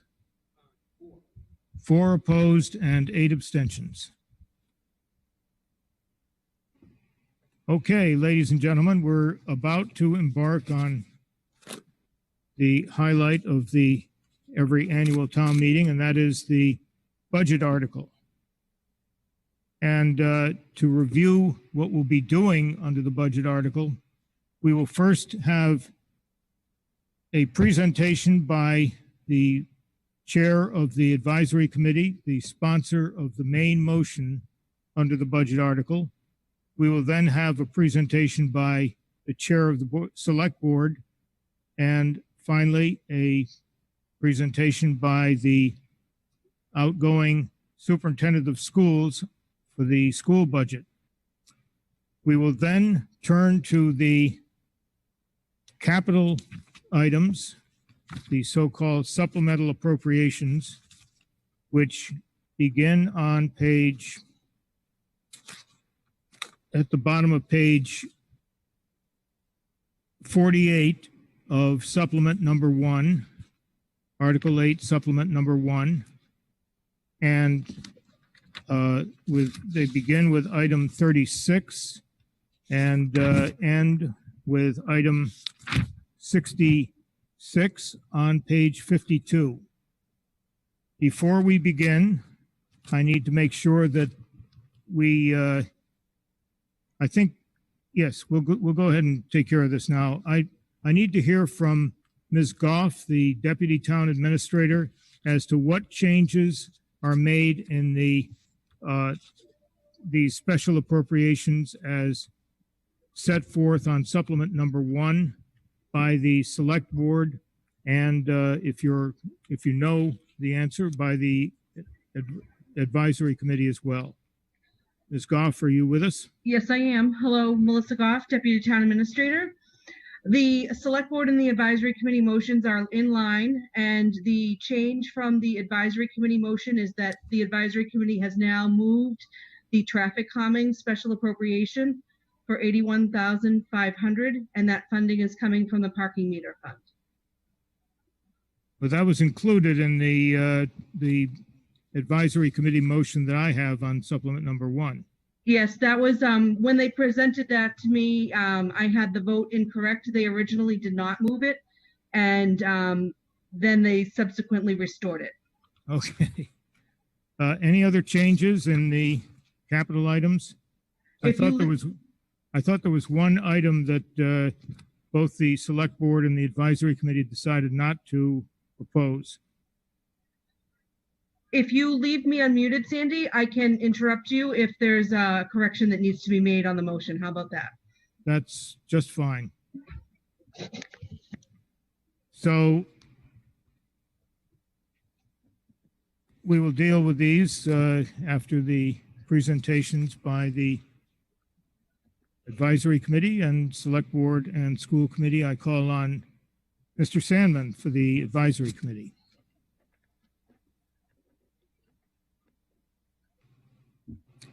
And by the way, while you are listening to these presentations, it would behoove you to review the the list of special appropriations and determine whether you wish to ask questions or make comments about any of these in particular. And it will be just like coming to a microphone at an in-person meeting. Tell the chat monitor that you want to comment or question, and tell him the item that you want to be recognized to make your comment about. That will help me know when to call on you. So do your homework in advance, and we'll call on you if you have questions or comments. Sorry, Mr. Sandman. Okay, thank you, Mr. Moderator. Mike Sandman, town meeting member, precinct 3, speaking for the advisory committee. Budgets are an expression of our spending priorities. If we paint the kitchen rather than buy a new car, we're prioritizing the kitchen over the car, and so it is with the town budget. The advisory committee does not set Brookline spending priorities. You do this week when you vote on this budget. Our role is to reflect your priorities back in the form of financially responsible recommendations. When you change priorities, our recommendations should reflect that change, although along the way, the advisory committee may ask you to pause and say, "Are you sure?" as we will with the police budget tomorrow. But once town meeting sets its course, it's government's job to follow it. There's never enough money to satisfy all of our priorities. Our job is to explain how to allocate in a way that is both responsive to priorities and fiscally responsible. We received the post-COVID budget from the town administrator and the select board on June 2nd, and the debate over the police budget delayed our final vote until last night. Apart from that one department, our recommendation in the supplemental mailings was complete, although we and the select board had some minor differences that have since been reconciled. This year, allocating money in a way that is both responsive to priorities and fiscally responsible has been painfully difficult. The FY21 is built on the assumption that there will be a $12.2 million shortfall, that much less than we expected only a few months ago. So what we have is basically a level funded budget versus last year in a year when costs have risen by about 5%. Here's a summary on your screens of the $12.2 million shortfall and where expenses have been cut. We're expecting a drop of $3.3 million in state aid and local receipts, which I will explain in a moment, being reduced by $8.8 million. The capital budget was reduced by $3.5 million. The school capacity fund, which was intended to pay leases forward ahead of time, was reduced by $2.5 million. Park renovation projects were deferred for $1.3 million, and further consideration of all deferred projects will be undertaken in the fall of 2020. And the school budget was reduced by $4.3 million, and the municipal budget by $3.42. The proportion is between the school and the municipal budget is roughly the same as the total spending proportion in the budget. And next slide, please. Here's the detail of the decreases that we expect in local receipts as a result of COVID-19's impact on economic activities. Auto excise taxes down by about 5%, people buy fewer new cars. Local option taxes, hotels, meals, and marijuana down by 45%, a substantial drop for obvious reasons. Licensing and permits, parking and court fines down by half. Interest income down by 25%. Payments in lieu of taxes by 10%. Trash fees by 10%, although we're assuming a mid-year increase. Since moved, I believe, to the end of the year. And parking meters and other fees, we normally would expect $7.5 to $8 million in that account, and we're expecting that will drop by 38%. The uncertainty around how schools will operate has also caused its own special form of anguish, as I'll discuss in a few minutes. The budget maintains a modest level of cash reserves in recognition of the likelihood that FY22 revenues will also be relatively weak in at least some of these categories. This budget is the result of many, many Zoom meetings. And after seeing one of them, one resident asked, is Brookline going to make it through this? Will everything just fall apart? The answer is yes and no. Yes, Brookline will make it through, and no, what the people of Brookline have built will not fall apart. This budget will keep our schools in our town operating through the economic and social crises created by a pandemic, but we will operate on an admittedly uncomfortable diet. Most of this narrative is about the impact of COVID-19 on the budget, but there will be a post-COVID-19 world when we need to work on the issues that the Brookline Fiscal Advisory Committee, or BFAC, raised in its report in January. We want to note progress in one area that was highlighted by BFAC. Their report criticized the lack of financial coordination between the schools in town. Since January, and particularly since COVID-19 hit us, the Town School Partnership has been the agent of better communication, and it has helped coordination to a much greater extent than in the past. And we expect that will continue. We're asked whether we could use reserves and federal funds to cover the COVID-19 gap. There's been a lot of discussion on the TMMA listserv about a supposed $26 million line in the annual audit labeled unassigned funds. That number is technically correct, but thoroughly misleading until you look at it in detail. We dissected that $26 million for you in Appendix 1 in both the combined reports and in the supplemental mailing. Those are duplicates. Here's what we are doing with reserves. Slide 3, please. We're not recommending, and we concur with the town administrator in this, the use of reserve funds in the first year of the COVID-19 budget problems. Year 2 will be a challenge, and we may need to use those reserves for FY22, so we are holding them. However, we are deferring $250,000 of our annual increase in contributions to cover benefits for retired employees, and we're taking $1 million of the previously planned $2 million stabilization fund contribution and diverting that to the annual reserve fund, which is used for reserve fund transfers for extraordinary and unexpected expenses. We are relying upon federal funding from FEMA, from the CARES Act, from Community Development Block Grants to cover some COVID-19 costs. The CARES Act will provide us with $5.2 million to cover unbudgeted COVID-19 costs. That will offset the over $1 million for those costs that have already been spent, and there's certainly more to come. And we say cover some COVID-19 costs because the total cost will probably exceed the amount of federal reimbursements that are available. The combined reports includes a table of reductions for each department. The number in the advisory committee's budget for the police has gone through 2 iterations, and we will explain tomorrow night when that budget is debated where we ended up. In the last iteration, $66,440 was added to the Diversity, Inclusion, and Community Relations Office budget, and $50,000 was added to the Select Board's budget to staff for support of a task force for reimagining policing. The advisory committee recommends favorable action on the conditions of appropriation and the town operating budget of $197,159,990 per the table in the supplemental mailing, adjusted for technical changes and the change to the police budget. For capital projects, the capital subcommittee assessed 66 projects based on each one's impact on public health and safety and on the cost implications of delaying the project. The table in the combined reports summarizes the key changes: a $3.5 million reduction from the February plan, plus $81,500 added back in tonight for traffic calming and which reconciles our recommendations with the Select Board.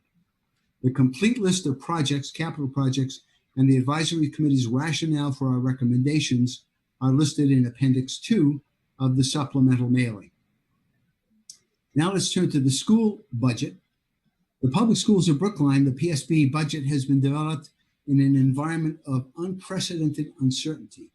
Some of the factors contributing to the challenges in developing that budget included a reduction in the forecasted town revenue, which continued to be in flux until very recently, a delay in guidance from the Department of Elementary and Secondary Education as to what classroom changes would be required, and that guidance has only partially been issued.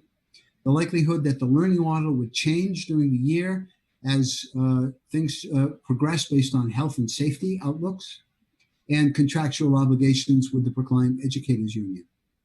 The school committee worked with those uncertainties, and it requests an FY21 appropriation from town meeting of $118,998,990, basically $119 million. Slide 4, please.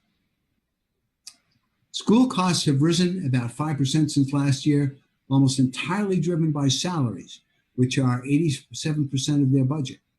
The school committee adopted the following cuts to achieve a $4.462 million reduction, and they were not quite done as of last week. They identified savings of $1,696,500 in the central office and district-wide leaders and central office expenditures. They eliminated planned salary increases for all staff who are not covered by union contracts, $2,221,500. The total is $3,917,000. So there is a remaining deficit, or there was at the time that we received their budget, of $545,148. And the school committee and superintendent are working on reducing that and have worked it further down, as you'll hear, I think, from the school superintendent. The schools are constrained by the total amount of revenue available to the whole town and by the need for the town to operate the public services that are included in the town's operating budget. Adding funds to the school budget was not considered to be an option.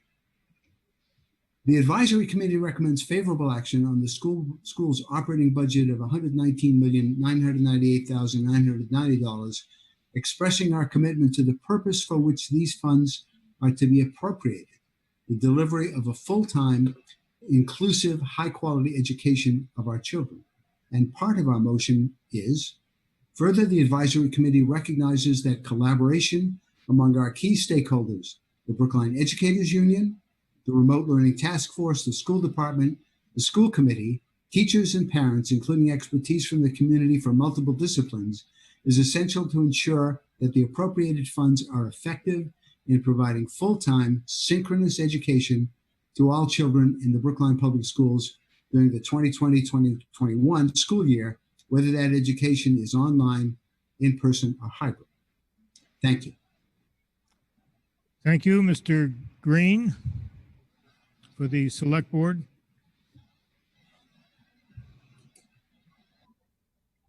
Good evening, Mr. Moderator. Bernard Green, Chair of the Select Board.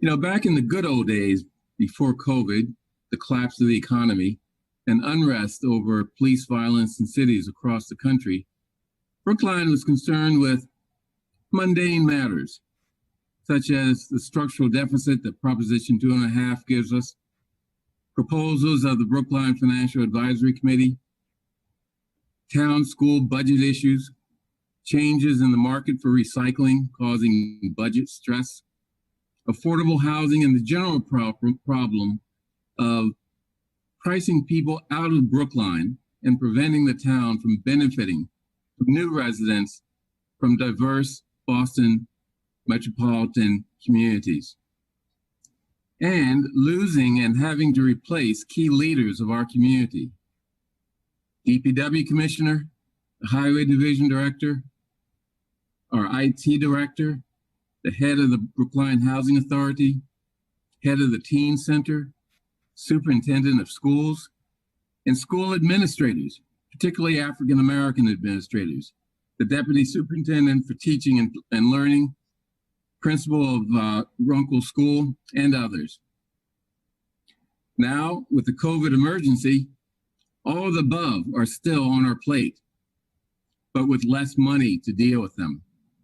And the additional issues of the cost of protecting the community from the virus, and struggling with the issue of policing and the systemic racism of the criminal justice system and law enforcement in many parts of America. So the priorities of the town that the advisory committee and select board must address in a fiscally responsible manner are vastly different. Right now, we are in the midst of an intense discussion triggered by the killing of George Floyd in Minneapolis and the pent-up rage of Black people and white, who are reminded that it is not just George Floyd, but countless other victims of brutality and killing by law enforcement across the country. The emotion of the moment often causes people to attribute bad things that happen in faraway communities or communities next door to Brookline and the Brookline Police Department. People sometimes fail to investigate whether Brookline may be different, or, on the other hand, whether there may in fact be specific, not general, lessons from other communities that should inform what we do in Brookline and what we expect from the Brookline Police Department. It's the same way of thinking as when people attribute to me as a Black man the sins of other Black men, oftentimes sins committed in the fantasy world of the movies or television or cable news for that matter.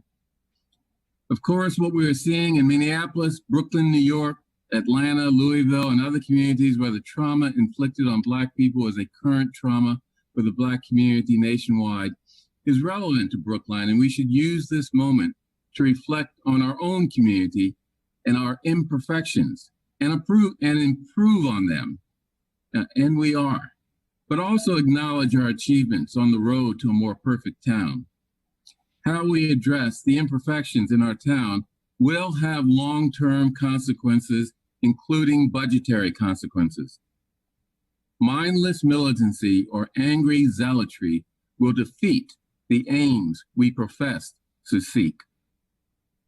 The Select Board has struggled to acknowledge the concerns and oftentimes the rage of citizens and residents of Brookline while seeking reasonable and sustainable solutions. Some of the recent steps we have taken to provide reasonable and sustainable solutions to the issues of policing in Brookline and to address the concern and rage of many of our residents where we have authority are: Mr. Fernandez has agreed to work on the civilian complaint policy that some people have complained about as it being ineffective. The Select Board has agreed to establish a reimagining task force for which Mr. Fernandez will prepare a charge. The Select Board and the Advisory Committee have also allocated cash money to facilitate the task force's work. Our view is that changes in policing in Brookline that are demanded by people must be done through the task force rational processes, and any proposals and the consequences of such proposals must be considered by this body and other bodies in town. The Select Board has agreed to revise the police department's use of force policy to ban chokeholds and other techniques that are used to asphyxiate people. I've always urged people to review the use of force policy when they have concerns about how our police department handles encounters with civilians. It is years ahead of how police departments across the country deploy force, as is our policy and procedures manual generally. But we're always looking to improve. And we ask people to be reasonable in their request to improve, whether it's our policies or our practices or other things here in Brookline. So with that background, let me just go through the select board's votes on various budget motions that will be before us. We have the Ashkenazi Weaver motion to defund the town's defense of the appeal of the civil service decision in the Alston case.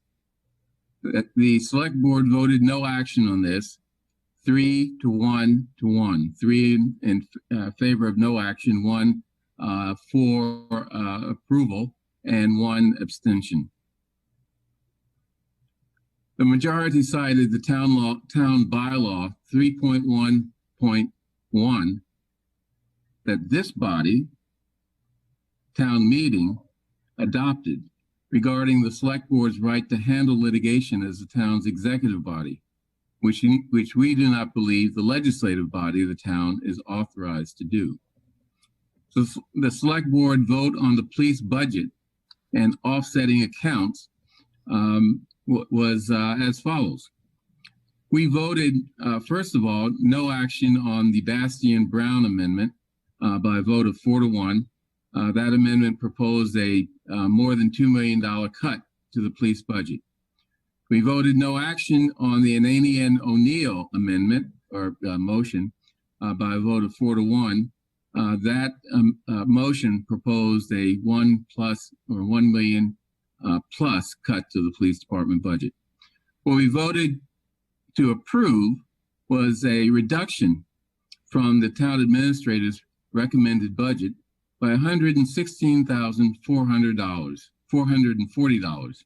So the new police budget total would be $17,386,626. The vote would also add to the Office of Diversity, Inclusion, and Community Relations $66,440 to be used for a community engagement position. The select board also, as did the advisory committee, did something very, very critical. We added $50,000 to support the work of the select board's task force on reimagining policing in Brookline. The money dedicated to the reimagining task force is designed to ensure that any steps to reimagine is done in a rational and sustainable manner that takes into consideration both the values of our town as well as our real needs for safety and other considerations. With respect to the Rosenthal-Gordon motion, asking for various procedures with respect to so-called riot gear, the select board voted to refer the Rosenthal-Gordon motion to the select board with the intent that the select board would work with the police chief on the subject matter of the article and on the issue of mutual aid agreements and come up with a policy or other procedures to ensure that the concerns of this motion are adequately dealt with through a process that I think is more important, more appropriate than taking this through town meeting. So that's how we've dealt with those issues in the current environment here in Brookline as well as worldwide, really. That's all I have to say. Thank you. Thank you, Mr. Lomas. Mr. Miller.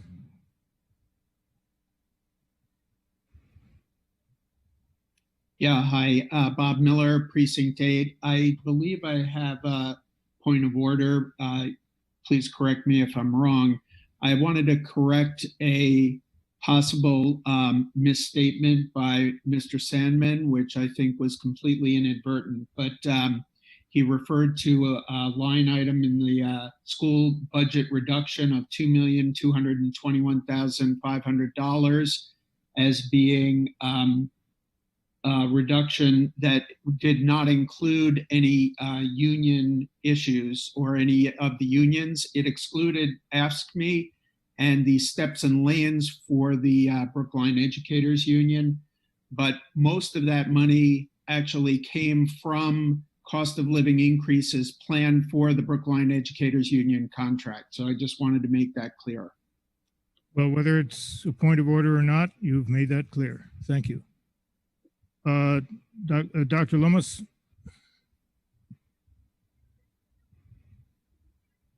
Good evening. I'm assuming folks can hear me. Yes. Great. So Mr. Mateen has my presentation. Just emailed to him. I can also share a screen if that's better. No. Okay. We have not received your presentation, and I'm afraid you can't screen share from the floor. It should literally just emailed it. Okay, Mateen at Brookline. We ask, and it may be that you're not aware of this, but we ask that these be sent to a particular email address well ahead of time so that they can be set up by the IT staff. And if we can't do that because of the lateness of your transmission, you're going to have to proceed without your so go ahead. I'm sorry. Sure. I was as until about 8 o'clock tonight, I thought we were doing this tomorrow night, as I was told, but just one moment, and I'll be ready here.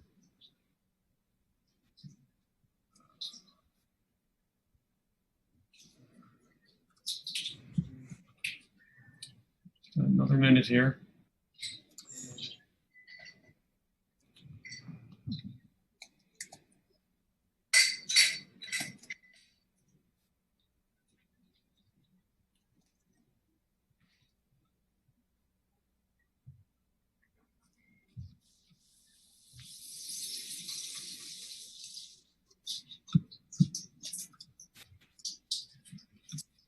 So I would ask that if Mr. Mateen gets that email, which I've sent to him twice now, that he post it. For the time being, I'll just give some background. I'll begin the presentation. So as many folks know, here in Brookline, as we build our budget, the Brookline public schools are really driven by district mission and core values.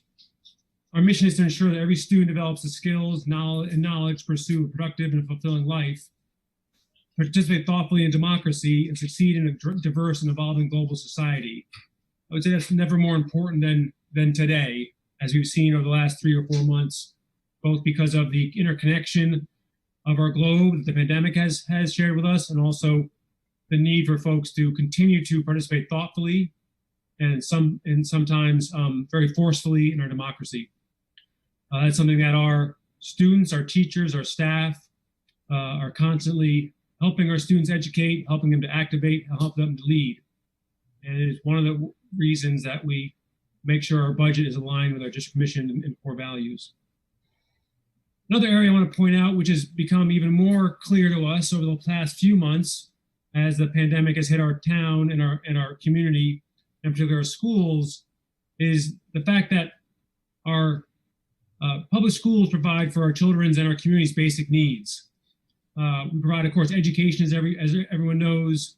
We also provide the fundamental building blocks of mental health, physical health, food for so many, including those who are in need, and also economic stability by enabling families to work outside the home during and after the school day. As we've been, thank you very much. If you can go to slide 4, that'd be great. Thank you, Ms. Mateen, really appreciate it. So as we've been planning our budget in these very uncertain times, as Mr. Sandman and Mr. Green have prevailed upon you, even with significant cuts from our original FY20 budget, we have tried to do a few very important priorities: preserve and maintain our special education staff and our special education paraprofessionals. And these are things that we've all done through this budget. Preserve social, emotional, and health supports, preserve core academics and a wide range of offerings in art, music, world language, and wellness, as well as Brookline's small class sizes. Prioritize and preserve spending on educational technology, software, hardware, and training, as well as our incredible work that's happening in K-8 math as we roll out a new curriculum. preserve our programs that support some of our most vulnerable students, including those in English language education, Steps of Success, and also supporting our METCO program. And preserve and maintain Brookline education, an early education program, even given the reduction in tuition and revenue because of the state's mandated smaller classes. And we preserve staff positions and made minimal staff reductions, which I'll talk about in a moment. You can switch the slide, please. As we've been building a budget with unprecedented certainty, we've been building a budget with maximum flexibility for now as we plan for the new school and for during the school year, so we can adjust as the school year develops. We expect the year to be in a hybrid learning environment and a remote learning environment. The hybrid learning environment will combine in-person schooling and remote learning. Unfortunately, the state has not given us any draft guidance or guidelines in terms of how to do school in the fall, although we've been busy planning without it. That guidance, the initial draft guidance, is not expected from the state until tomorrow now, when the governor will be announcing the DESE's initial draft guidance. Final guidance will not be given until late in July. As we know, information and knowledge about health and safety and the learning approach is likely to change throughout the summer and also during the school year. And our BEEP enrollment will be reduced based on state requirements on a class size that will significantly impact our tuition, our revolving fund, which gains money through tuition. Next slide, please. In terms of the learning and in terms of our budget planning related to learning and schooling, we know that our remote learning environment will need to be strengthened to provide more coherent instruction and support all students across the district consistently. We want to prioritize small group instruction by sharing responsibilities for creating remote learning opportunities, content, curriculum instruction. We will need to use all staff flexibly to provide learning opportunities in a school environment that will be changing throughout the year. And we intend and expect to provide much clearer scheduling for all students and for staff during any remote learning periods, so both families and students can know what to expect, and also staff as well. In terms of what a day will look like, a week will look like, and any extended periods of time will look like. Next slide, please. As you may have heard, the budget has been an ongoing and continuous evolution. Between November and March, we did extensive planning exercises and presentations, which are all available online for folks to see. We shared information about special education costs, programs, central office staff reductions, central office comparisons with other districts, paraprofessional and personnel costs in comparison with other districts. All of that information is available on our website. Folks to look at those. That's information that people have been asking for a number of years. In January, we reduced our planned and projected spending by $2.6 million. Those were not actual cuts. In February and then April, we had to reduce by about $1.1 million to create a balanced budget. We had our balanced budget planned in April, but that was for a pre-COVID world. At that point, we had reduced our planned our actual spending by $1 million of actual spending. In May, early in May, we were planning for a reduction of $2.2 to $4 million based on the COVID impact on the economy and our town resources. So in early May, we were planning to make a $2 to $4 million reduction from the balanced budget, the FY21 balanced budget that was proposed in April. Next slide, please. Unfortunately, on May 15th, from the Town School Partnership, we learned that we would have to cut $6.3 million from our April balanced budget recommendation. That change is 2 weeks later. In the positive, the town and select board and advisory committee made an important decision to add almost $2 million back into the school's budget, but that still required us to cut $4.4 million from our April balanced budget recommendation. At that time, on June 1st after that, 3 days later, I proposed reductions of almost $5 million, which would include more than 44 FTE cuts. That's 44 full-time positions, but would have impacted many more teachers because some of those reductions would have been partial positions. And so I was recommending cuts that would have affected over 60 or maybe 70 staff members. Thankfully, the school committee on June 4th, just 3 days later, made a very difficult and important decision while moving forward with cuts to central office staff and district-wide expenses, they decided to value full staffing over a reduction of 44.5 full-time equivalent positions. They did that by reducing annual salary increases across the board, except for our AFSCME workers who have already agreed to an annual increase for next year. They did this in order to prioritize full staffing for a year that is still up in the air in terms of how we will teach, how we will learn, and what staffing we will need. On June 11th, they had to further make a decision about BEAT program because of the state requirements. And because of the impact of state requirements, you would have to enroll about 6 students fewer per classroom. And that would make a significant impact on the revolving fund, which is where the tuition is earned. And because of that, we lowered our estimate for tuition-based revenue in the revolving fund, and then had to reduce staff in BEAP as well, which I will describe in a second. Next slide, please. So this is the numbers and table version of what I just went through. You can see the changes from our current budget in FY20, where we were in April, where we were on May 15th, and ultimately where we got to on May 29th. And the number that is in front of you tonight is $118,998,990. That is a reduction of 3.5% from the balanced budget just in April. If you can go to the next slide, please. So the actual staff reductions have been minimal. All we had to, it took a long and difficult process to get to here, and it was moving very, very quickly, as I just described. Week after week, changes were happening, both in staffing and in budgeting, and as we were trying to meet contractual deadlines. In April, to get to the original balanced budget, we reduced 12.5 FTE of school-based positions.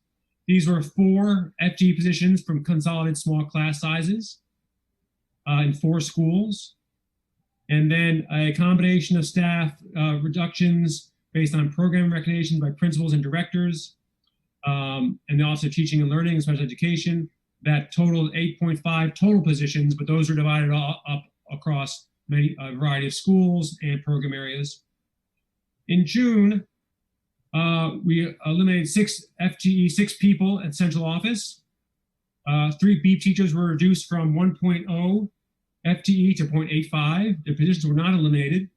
And these positions were reduced from 1.0 to 0.85 because of low enrollment in the after-school skills program. This is on the operating budget. This has nothing to do with the small class sizes, which are mandated by the state, which impact the BEAP revolving fund. You see here next the impact on the BEAP revolving fund.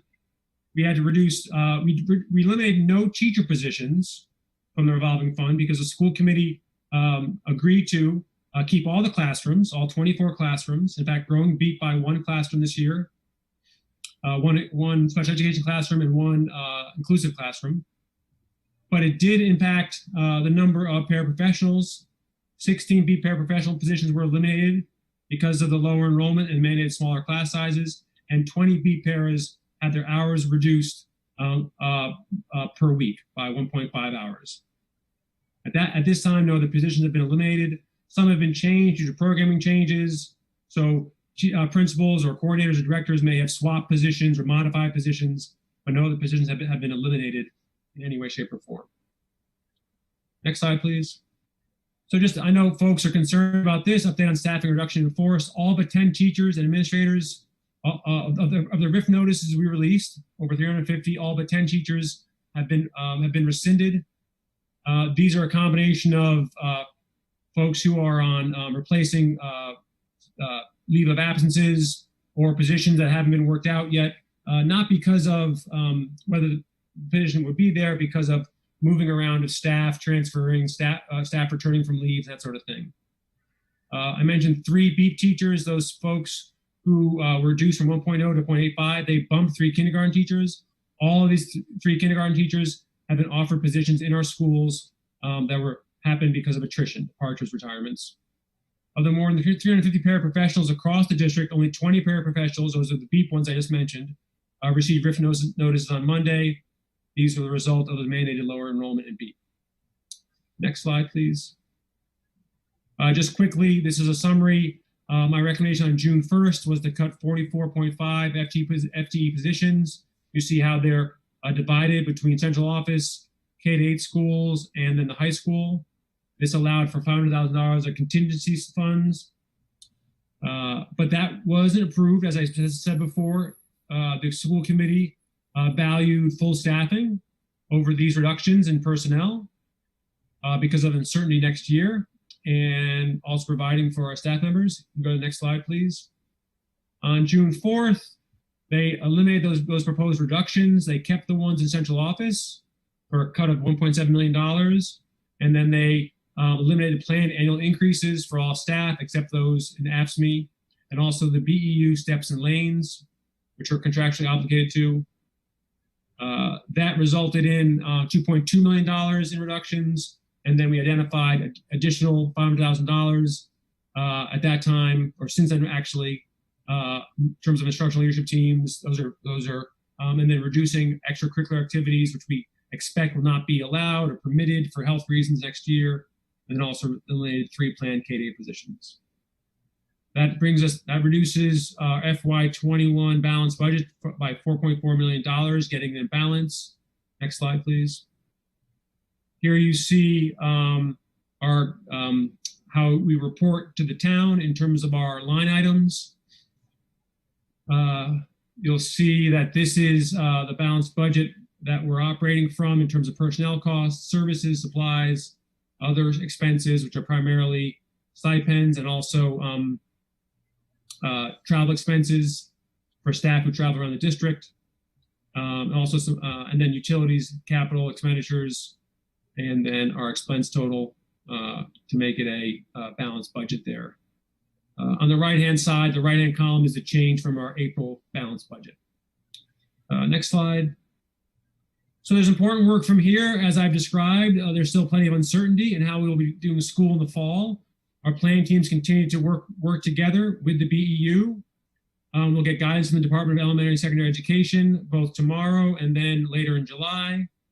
We need to continue to identify resources necessary due to the pandemic that are over and above the PSB operating budget, and then identify funding sources for these expenditures, whether those be federal or state emergency funds, additional state and federal funding, private resources, or possibly town resources. And then just one last slide here, just to make sure folks understand what we're looking at in terms of areas where we anticipate additional costs that cannot be covered by the operating budget. That's signage in the schools, PPE, cleaning supplies, additional nursing room space for students who show symptoms, perhaps additional nurse FTEs, furniture, perhaps additional transportation costs, and then of course with education, technology for staff and students, additional social emotional support, and likely additional academic support for students and any necessary materials. At that point, that completes our presentation. Now, we're going to move to the capital items, the so-called supplemental appropriations, which start on page, the bottom of page 48 of supplement number 1. We will only be dealing, for those of you who have signed up to speak on budget matters, we're only dealing with these supplemental special appropriations, the capital appropriations. We will not be dealing this evening with any budget items that appear on the budget tables. So, Mr. Richmond, Mr. Miller, Ms. Neuenfeind, I think you might as well leave the queue, because we're not going to deal with the school budget. So I'm going to read the item number, the appropriation, and the purpose of the appropriation, and I will have a couple of questions during the course of this, and anyone else that wants to ask a question can contact the chat monitor, my friend Mr. Franco. So starting with item 37, and Melissa Goff, are you with us? Yes, I am. Thank you. Item 36 is not being moved. Item 37 is the appropriation of $60,000 for the rehabilitation of town buildings. 38, $450,000 for the replacement of the fire station alerting system. 39, $900,000 for the replacement of the police and fire department radio infrastructure. Item 40, $81,500 for traffic calming studies. Mr. Englander. Okay, Mr. Englander first.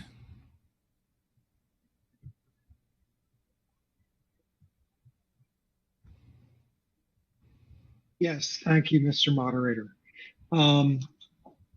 Just two questions about item 40. One is whether the amount of 81,500, which has been, I think, was at one point reduced to 0 and then increased again, if that's back at its original 81,500 level. And the other question, perhaps for Mr. Crane, is with regard to the scope of the item. In the CIP, the original CIP, it was for rectangular rapid flash beacons at Washington and Gardner. And then in one version of the amended budget, it appears to be for traffic calming studies and improvements more generally. So, well, the answer to your first question is it's back up to 81,500. Is Mr. Corain with us?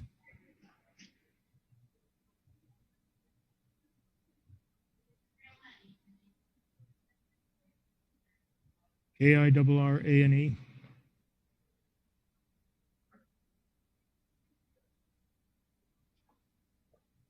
Mr. Moderator, can you hear me? Yes, you're fine. Okay. Todd Corain, Transportation Administrator for the town of Brookline. The project that was submitted to be funded through this year was the pedestrian safety improvements at the intersection of Washington and Gardner Road, which were approved by the Transportation Board.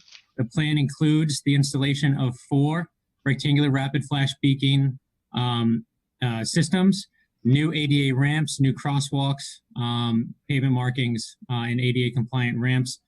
This request was made by citizens of the intersection following several accidents over the past 2 to 3 years. So this is to address pedestrian related safety concerns at this intersection and make it safer. The intersection is heavily used by students traveling to and from school, as well as people coming down from Aspinwall Hill, crossing at this intersection to access the C line as part of their regular commutes. Thank you. You Thank you for that Mr. clarification. Thank you. Mr. Rosenthal? Can you hear me? Okay. Yep. Yeah, I'm glad Todd is here because as he knows. Well, who are you? I'm sorry? Who are you? Oh, yeah, I'm still Marty Rosenthal, Precinct 9. This has been a longstanding concern of mine, as Todd knows, and in the past, we've brought conditions of appropriation on this and done amendments, but I've been distracted this year by other things, as everyone knows. So I have two related questions. One is, how many projects are in the pipeline, and can you just tell us very briefly what they are? And the second one is, as you know, we've in the Precinct 8 and 9 neighborhood felt that what was done originally on Stedman Street was not adequate by the playgrounds and by the school there. And in fact, I think we did a resolution to town meeting, if I'm not mistaken. So can you update me on both those general projects and also specifically on Stedman Street? Mr. Corain?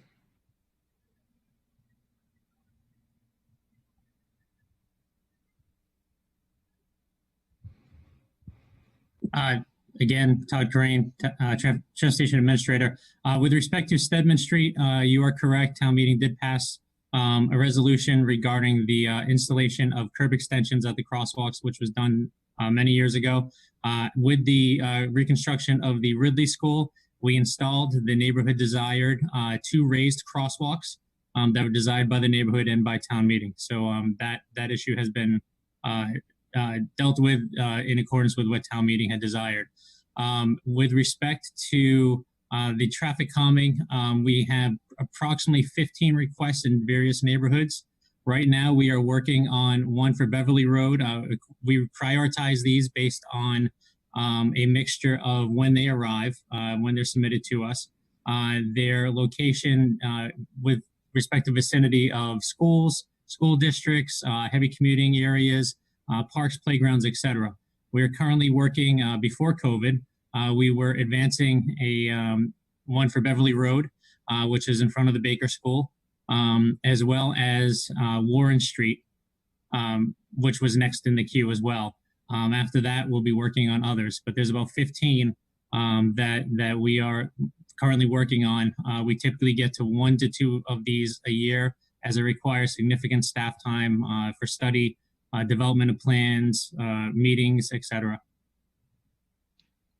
Mr. Moderator? Yes. May I just have one quick follow-up? Sure. Is the 81.5, how does that compare to past years? It's about middle.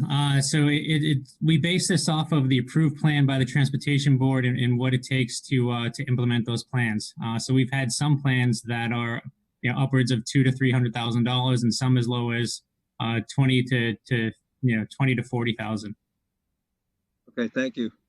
Thank you. Ms. Lindenboim, did you have a question on item 39?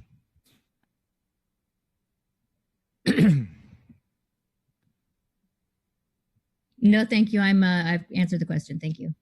How about item 41?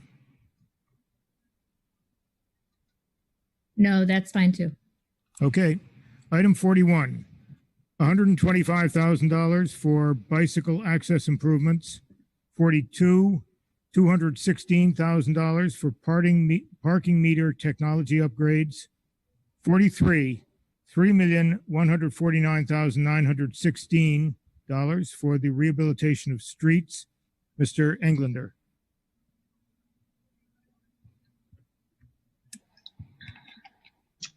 Thank you, Mr. Moderator. Scotty Linder, Precinct 6. The appropriation for item 43 includes $500,000 for the construction of a temporary structure to replace the Davis Path footbridge, which is a very important facility for the neighborhood. My question is, how does that figure compare to the just ballpark expected cost? Is it expected to cover the cost? 50%? No idea? Just some comment on that, please. Well, Mr. Papasturgeon.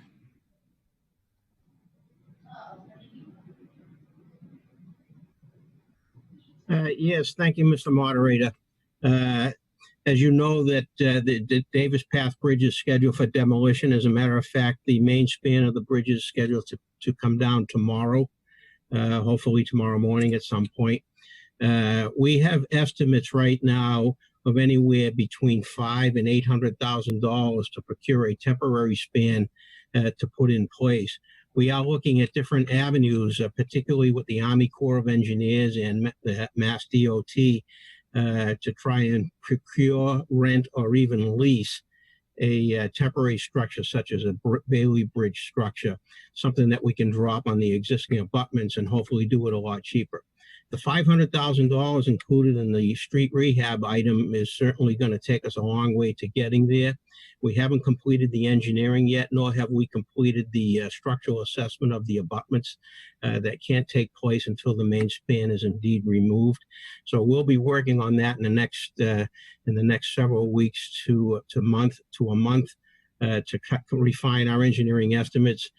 Look forward to into the procurement of a temporary span and come back with hopefully with a more accurate estimate. I personally hope that we can do it for $500,000 or less. I think it's doable. We're also looking at several grant opportunities where we can procure additional funds from grants. So there's more to come with the Davis Path Bridge, but the $500,000 gets us a long way towards meeting that goal. Mr. Rosenthal. Two questions. Where is the completion of Winchester Street? Is it going to get done in all of our lifetimes? And secondly, where is Columbia Street in the queue? It's been a mess for over a year. I can also answer those, Mr. Moderator. Go right ahead. Andy Papasturgeon, Commissioner of Public Works. Winchester Street is in the queue for, I believe, this year. I'm just looking at the sheet right now. Yes, Winchester Street is in the queue for FY20 funds. I believe it's currently out to bid now. So that will be slated for construction this year, will be complete this year. Columbia Street is scheduled for using FY21 funds, and that is for a complete reconstruction and is scheduled for the next construction season. Thank you. Thank you. Ms. Roberts, did you have a question on item 41? Okay. Continuing, item 44, $336,000 for the rehabilitation of sidewalks. 45, $300,000 for stormwater improvements. 46, $265,000 for water meter transmission unit replacements. 47, $260,000 for repairs to the elevator at the Netherlands Road facility.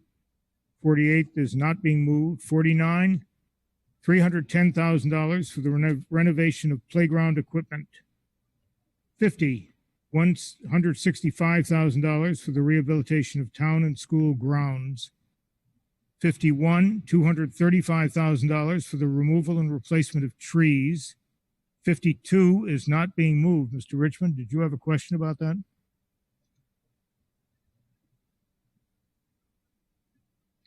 Sorry, I see that it's not being moved, but just as a comment, I would urge, I was just sort of curious as to what measures were being made to avoid toxic flame retardants and toxic waterproofing agents such as PFAS in our school furniture program and for that matter, the town. But just a comment. I don't know if anyone has an answer or not, but. Thank you. We accept your comment. Item 53. Yep. Mr. Lowy on item 49.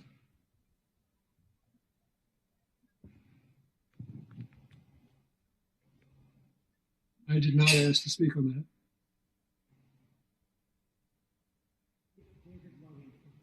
Oh, I'm sorry. David Lowy from Precinct 11.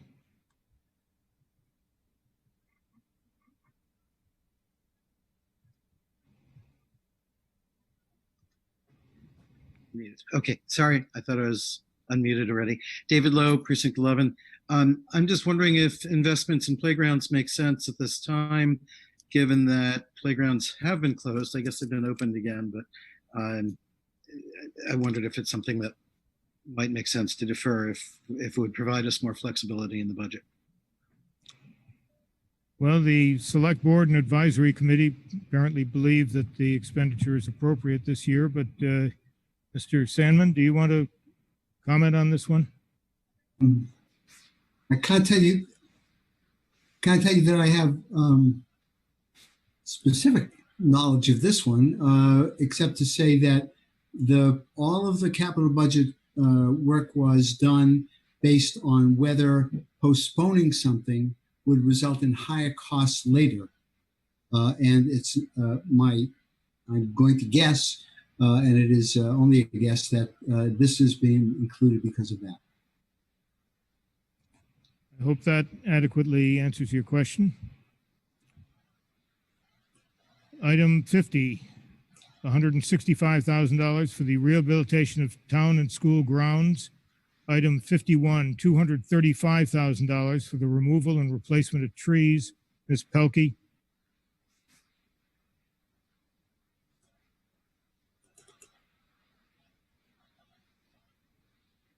Hello, can you hear me? Yes. Yeah, this is Linda Olson-Pelkey, Precinct 2. I was wondering if we could get a little more information on the distribution of the total amount between street trees versus the urban forestry management within the parks. The description lists the number of trees that are typically planted, and I'm wondering if that same level of street trees are planned for this coming fiscal year. Mr. Papasturgeon, who would you suggest we call on to respond to Ms. Pelkey?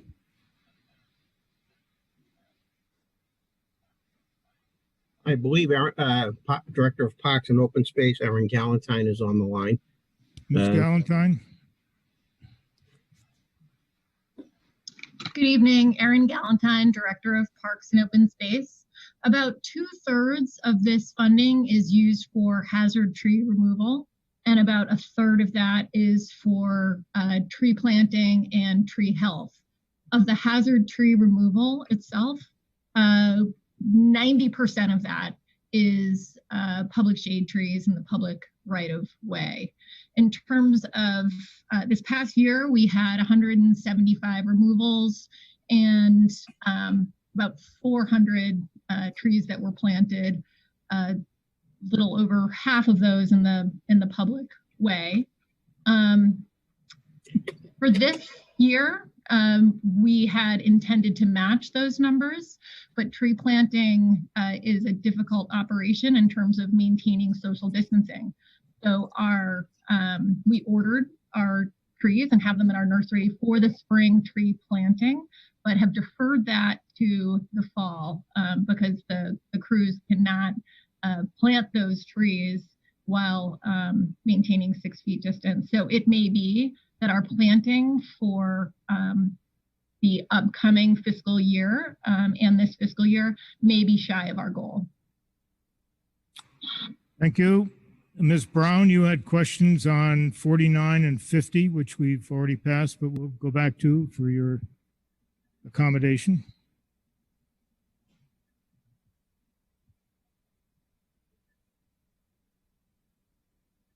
Deborah Brown.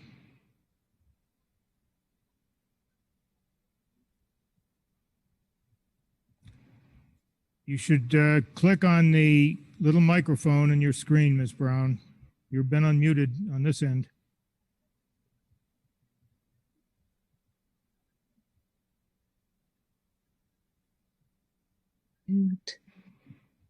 I'm sorry. Yeah, it just in this COVID time, and given how much we're talking about funding shortages. Would you mind identifying yourself? I apologize. My name is Deborah Brown, Precinct 1. It just seems like a fair amount of money given our financial shortages, and I have that has been somewhat of a refrain.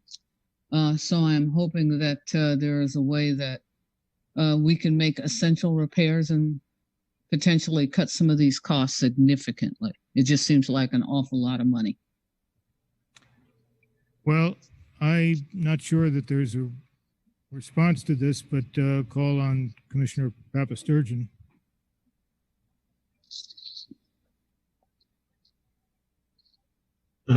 Thank you. I think I'd call on Erin Galantine again to answer that one.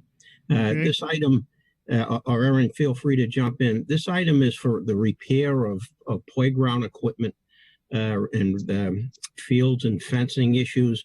I don't think that it would be wise to not continue the maintenance of our parks and let them slip for a year. It just puts us further behind when we finally get back up to 100% going forward here, which I assume we will at some point. So, Erin Galantine, Director of Parks and Open Space in Brookline. We have over $500 million worth of assets in our 120 parks and open spaces that we manage. These items are specifically intended for repair, replacement, renovation of these items that prolongs their longevity. Much of this funding is used towards safety improvements. So for parks and playgrounds rehab and upgrade, we're looking at our athletic fields, we're looking at the fencing, this is poles, rails, fabric. We're looking at playground safety surfacing, replacing panels, replacing slides, and support infrastructure. So we do not recommend deferring these costs or deferring these repairs. We think that they're critical and that they are a wise investment and prevent us from having greater costs and potential safety issues down the road. In terms of the tree removal and replacement, this is something both in operating and capital where costs have been going up significantly with contractual services, and what we are able to do with the funding that we have is diminished each year. And managing our urban forest is critical in terms of public safety. So it's relevant to a whole host of benefits in terms of community character, stormwater management, climate, but public safety is number one, and I do not recommend any cuts on any of these items that are about managing the assets that we have. So Amy Hummel, the advisory committee, subcommittee on capital, wishes also to comment on these questions. Ms. Hummel? Or at least she did. Thank you. Okay. I just had to hit the little button. So Aaron really hit a lot of it, but I just wanted to add that, when we went over this. Who are you? I'm sorry. Amy Hummel, town meeting member, precinct 12, and also a member of the advisory committee, capital subcommittee. When we went over these in detail, we actually met 3 to 4 times, connecting with Aaron Galentine, who just spoke, trying to really evaluate what we could pull off safely and what we couldn't. So I won't repeat more of what she said, but I will say some of the larger ticket items and other things that are on there, we all also considered what we'll save in the current budget as opposed to other items that were bonded, etc. So this really did get a good going over, and what we left in, what we took out, we felt like we could defer safely, and what we didn't, we kept it for safety reasons. So I'll end it there. Thank you. Item 53, $150,000 for HVAC equipment. 54 is not being moved. 55, $80,000 for ADA renovations to town and school facilities. 56, $200,000 for elevator renovations in town and school facilities. 57, $190,000 for energy conservation projects. 58. Mr. Moderator? Yes. I was mute, Melissa Goff, Deputy Town Administrator. I was muted as you were going through that, and I'd like to provide a correction to item number 53. Go ahead. I believe that item is 100,000. I'm sorry. Item 53 is 100,000, not 150,000. Thank you. Item 57, $190,000 for energy conservation projects. 58, $125,000 for upgrades to energy management systems. 59, $300,000 for fire alarm upgrades in town and school facilities. Item 60, $160,000 for improvements to life safety systems and building securities. Mr. Rosenthal. So precinct 9, I have two related questions. What exactly kind of building security are we talking about? And more specifically, I'd like to know what kind of surveillance cameras they have in the school system. I wish they would have them on police bodies and cruisers, but that's a separate issue.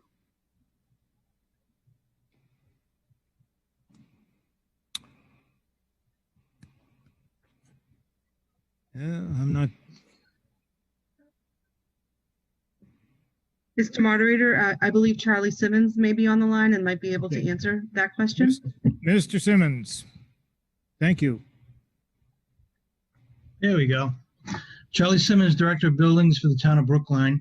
Cameras installed in the schools are digital and analog cameras that are spaced on the doors going into the buildings, and there are no cameras inside the buildings. And they range anywhere from 4 to 5 cameras up to 20 or 30 cameras, depending on the number of doors. This applies to all the buildings except for the high school complex. High school what? I'm sorry? The high school complex does not have complex. Okay, cameras. thank you. Yes. Thank you. Item 61, $1,644,831 for the expansion of classroom capacity at various schools. Item 62, $2 million for water system improvements to be financed with bonding under Chapter 44, Section 8.5. This requires a 2/3 vote, and we will have a 2/3 vote on item 62, a separate vote. In fact, on items 62, 63, 64, and 66. So this one is on item 62, $2 million for water system improvements.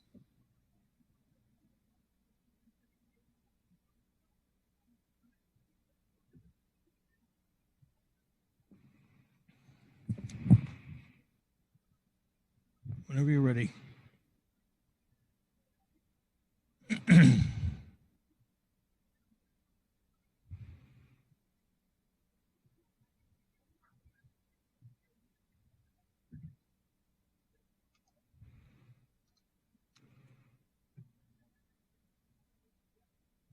Yes. Yep. Okay, the voting period has started. Click yes if you approve the item 62, $2 million appropriation for water system improvements. No if you are against it, and abstain if you're abstaining.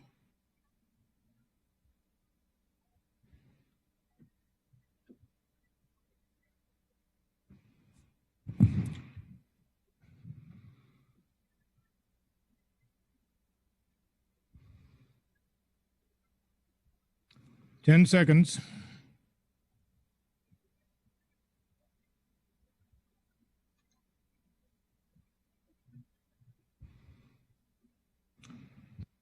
Period is over. May the 207 yes, 2 no, 9 abstentions. Ms. McNally, McNally, precinct 2, yes. Ms. Senical, Senecal, precinct 13, yes. Mr. Jones, Jerry Jones, precinct 3, yes. and Ms. Johnson. Johnson, precinct 8, yes. Motion carries by a vote of 211 in favor, 2 opposed, and 9 abstentions. Item 63, $3 million for wastewater system improvements.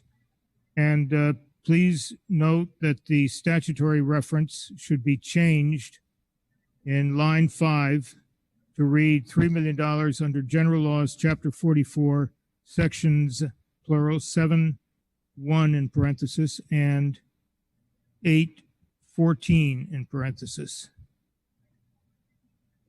This is item 63, $3 million for wastewater system improvements.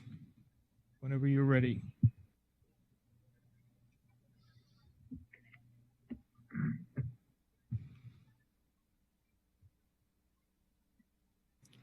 Okay, the voting period is commenced. Requires a 2/3 vote.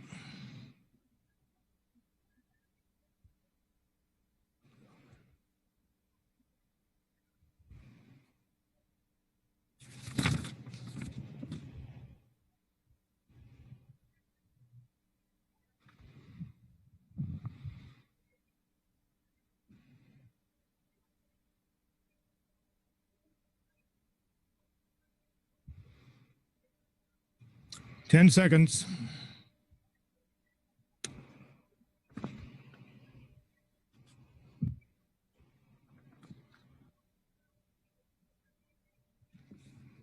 Okay, the count. I'm sorry, 216 yes, 1 no, 6 abstentions.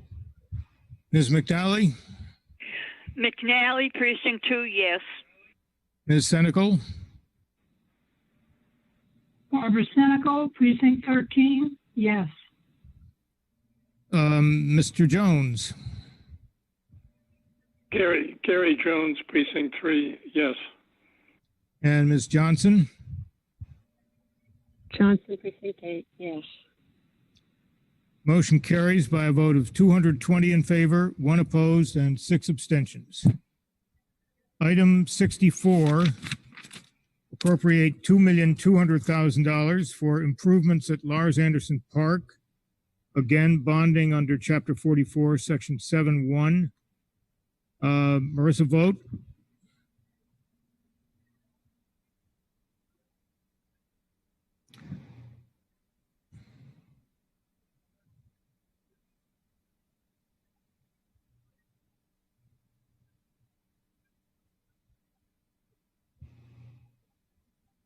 It's VOGT.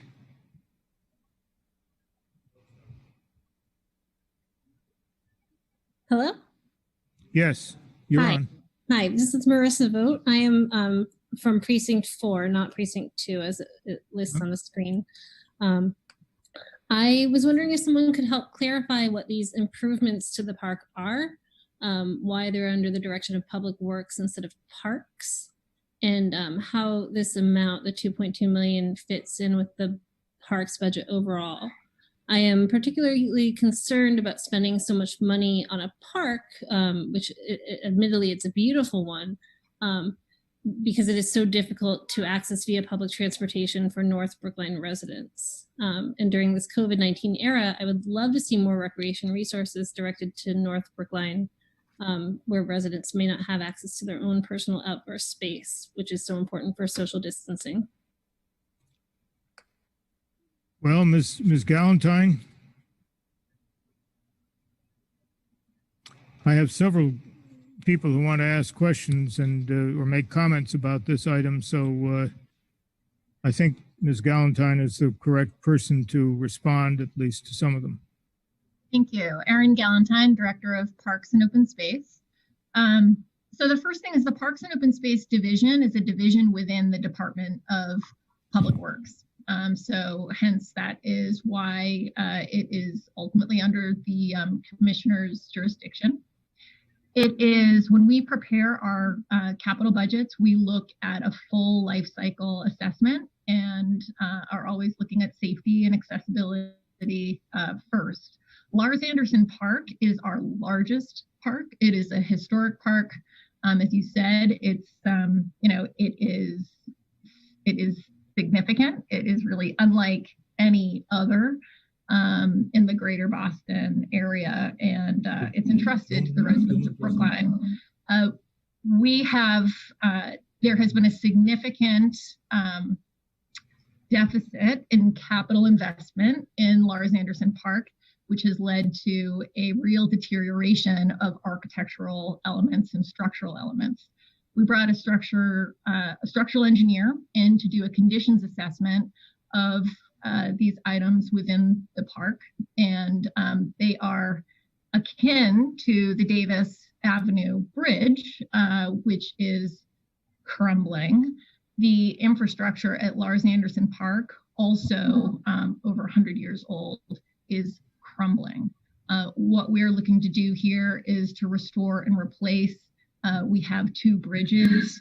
We have a tempietto with a roof structure that is cracking and crumbling, a significant safety concern if it is not addressed. We have stairs that are sinking, walls that are cracking with pieces falling off, finials falling off.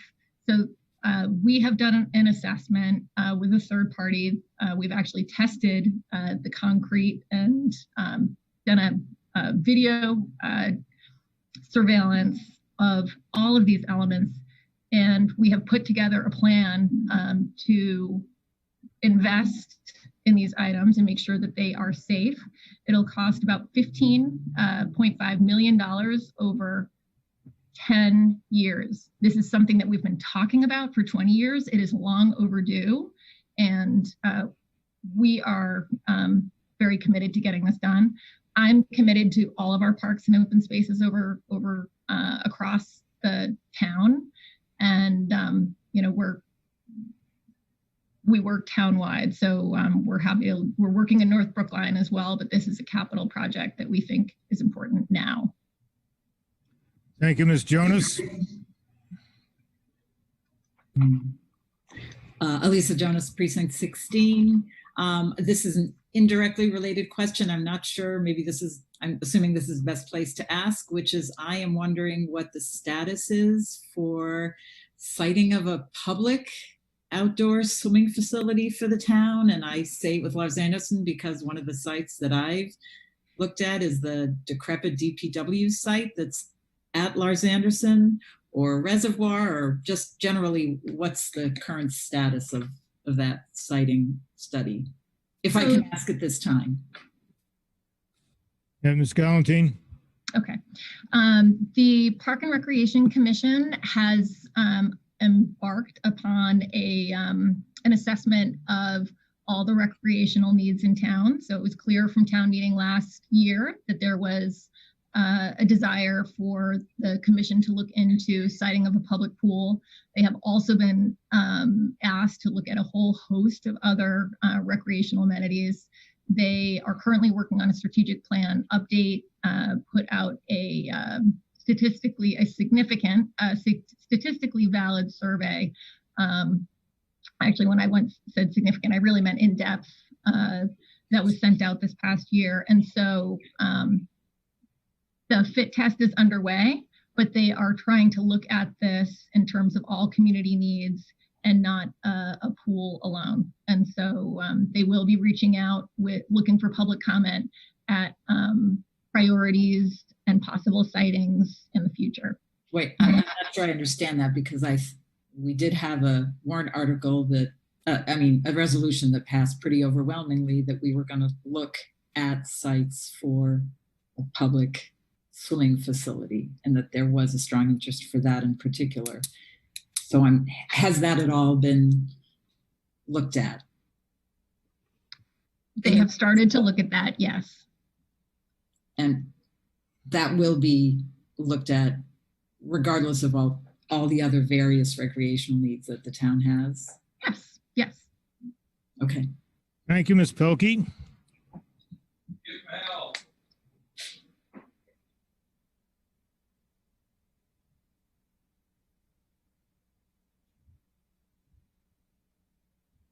Yeah, Linda Olson-Pelkey, Precinct 2. My question is concerning the work being done on the roads and pathways in Lars Anderson Park. I don't know the specifics of what's spec for that work, but I was hoping that we are considering using permeable pavement for the pathways and not asphalt, and to also consider other green infrastructure elements for the roadways, such as rain gardens and bioswales, because I think within a park, it could be a very appropriate application of these treatments. So if Ms. Galantine could speak to whether these have been considered, and if not, I would like to encourage that. Thank you. Ms. Galantine. Thank you. We will certainly look at that. The engineering still needs to be done, but all stormwater will be infiltrated on site. Okay. Mr. Davis.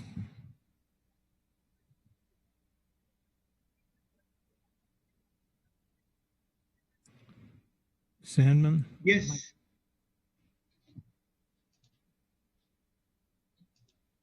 Trying to, here we go. Thank you. Jonathan Davis, town meeting member, Precinct 10. I have a question. What will be the anticipated annual debt service for this $2 million bonding? You answer that, Ms. Galantine? I cannot. Can somebody, Mr. Moderator? I'm sure somebody can. Mr. Moderator, if you give me a minute to jump into my network share, I can answer that question. Okay, Ms. Goff.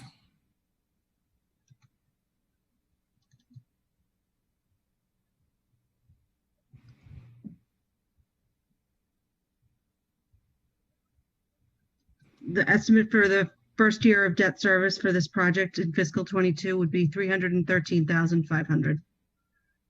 how many, if I could just follow it up, how many years is this bond for? It's obviously not for 25 years, or It's a 10-year assumption. it's a 10-year assumption. Is there any particular reason why 10 years rather than a longer bond period? Typically, park projects are borrowed for a 10-year term, and depending on the size of the borrowing, we may increase it. But that's generally where we are with park projects of that magnitude. Thank you, Mr. Sandman. Yes, thank you. Mr. Davis asked a question that I was actually going to address, but in general terms, one of the things that's important to look at with all of the bond finance projects is that the actual cash cost is typically about 1/15 of the amount that's shown, because we do bond these things, we pay principal and interest over a period of time, and the cost is sort of like if you buy a house for $1 million or you buy a house and get a $1 million mortgage, your annual cost is obviously not $1 million. It's the cost of carrying the mortgage. The same is true of these bonds. Thank you, Mr. Harris.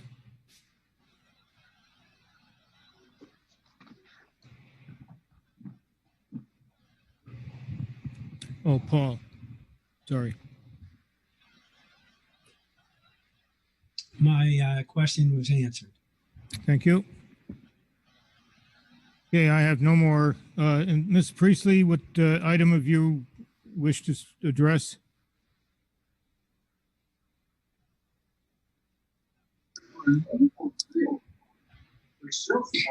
Rena Priestley, Precinct 4. Yeah, so I just had a question about the parks with the Lars Anderson item. So what's the amount of return that we get on that with the amount of weddings that are rented out of there, with the amount of grills that are rented? Is that all on the return? Ms. Galentine? That's a great question. I'll just say overall, we have had huge usage across the board in all of our cases, and Lars Anderson Park specifically has been an incredible respite for folks during this really crazy time. In terms of return, we usually see about $120,000 to $150,000 between picnic pavilion rentals, athletic field permits, weddings, filming, and photos. Thank you. Mr. White?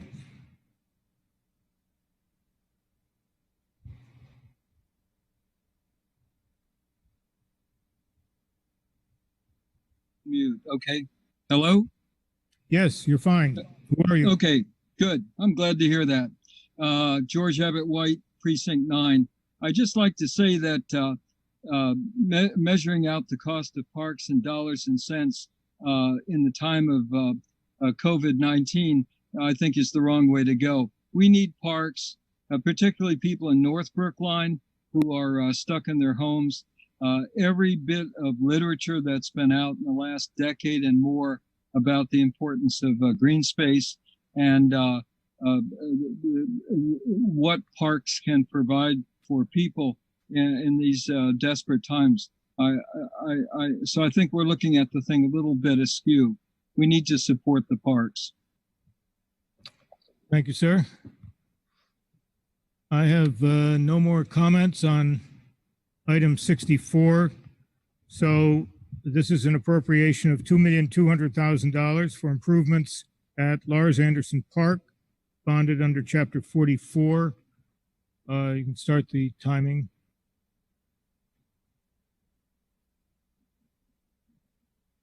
Okay, the time has started. We need a 2/3 vote in order to pass this.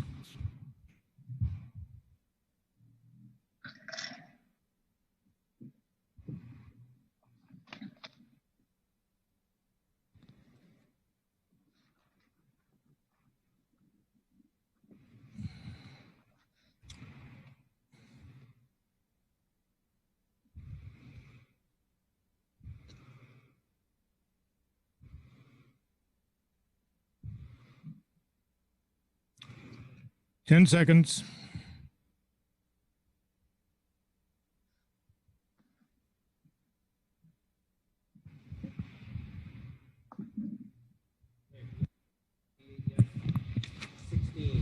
No. 6 abstentions. Ms. McNally, McNally, precinct 2, no. Ms. Senical, Senecal, precinct 13, yes. Mr. Jones,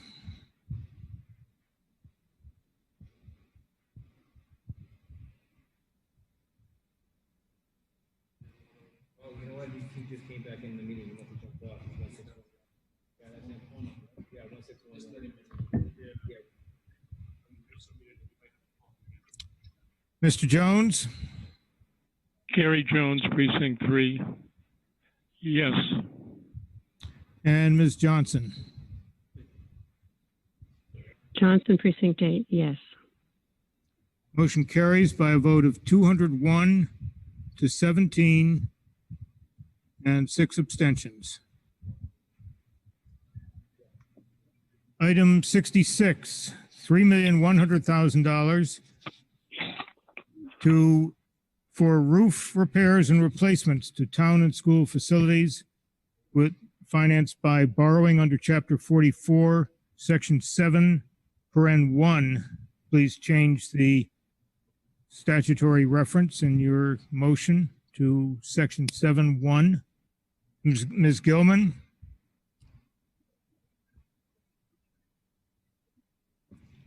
Thank you, Mr. Moderator. Jane Gilman, precinct.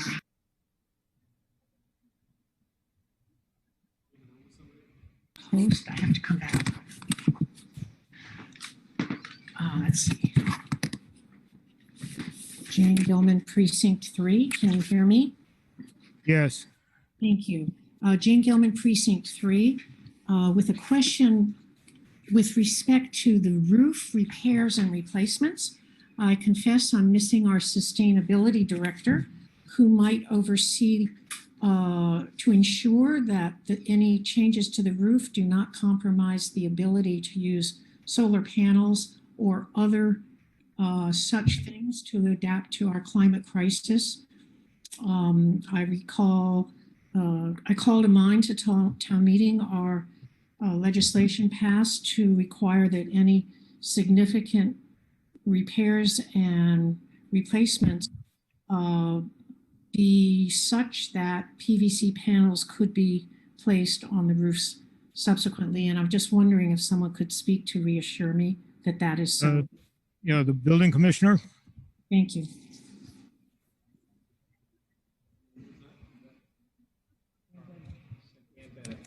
Mr. Bennett. Oh, I'm sorry. Daniel Bennett.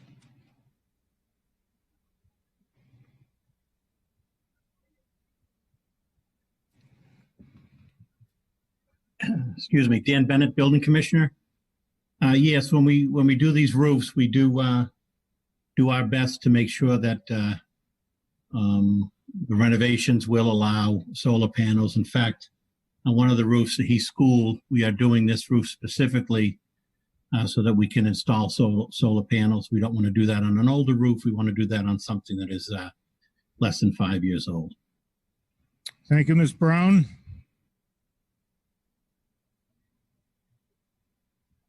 Thank you, Deborah Brown, Town Meeting Member, Precinct 1. My question goes to whether this project, whether you've investigated using minority or women-owned businesses and the extent to which you have investigated using women and minority-owned businesses for the other significant or substantial projects that we've discussed today, and that includes construction and large consulting projects. Well, I think I'm going to call on Mr. Kleckner to respond to that.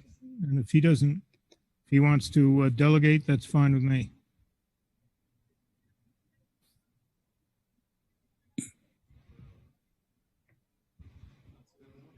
Kleckner, Kleckner. Hi, good evening. Mel Kleckner, Town Administrator. The question relates to the, Deborah, could you just, you're talking about minority and women business enterprise preferences and so on? Yes. Okay. I'm wondering what kind of goals you have set for these particular projects. Yes, so we've been having a discussion. I think it's been waylaid a bit with the COVID-19 crisis, but we have are working together to develop an actual plan for select board approval on this. Currently, unless it's a state MSBA project for a school or we have some language that encourages such procurement, but it doesn't require specific goals. In fact, I think specific goals may be very difficult to do legally, but we are working, trying to get the best practices from other organizations who do this to try to replicate that. And as I said, we were prepared to do something this spring, but couldn't get to it. Thank you, Mr. Miller.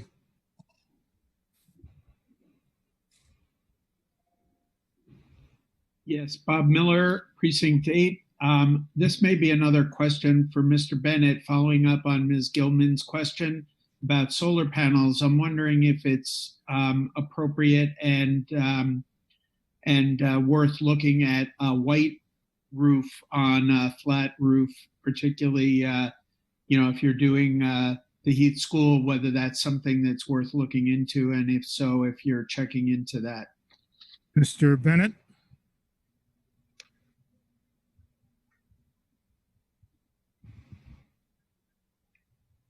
Dan Bennett, Building Commissioner. Yes, we do that. In fact, several of our roofs that we've done in the past few years have been white roofs. So that is investigated with each roof.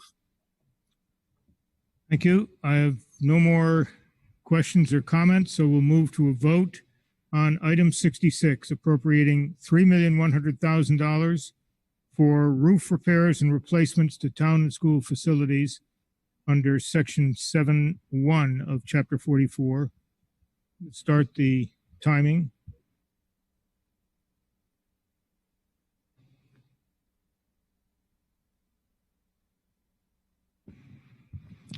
Okay, the voting period is elapsing.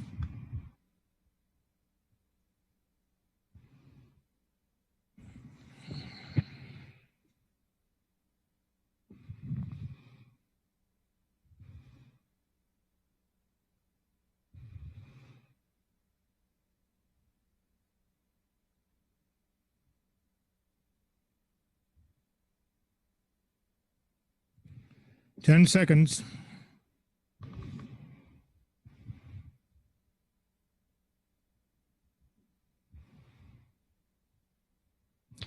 Okay, what's 219 yes, 1 no, 2 abstentions.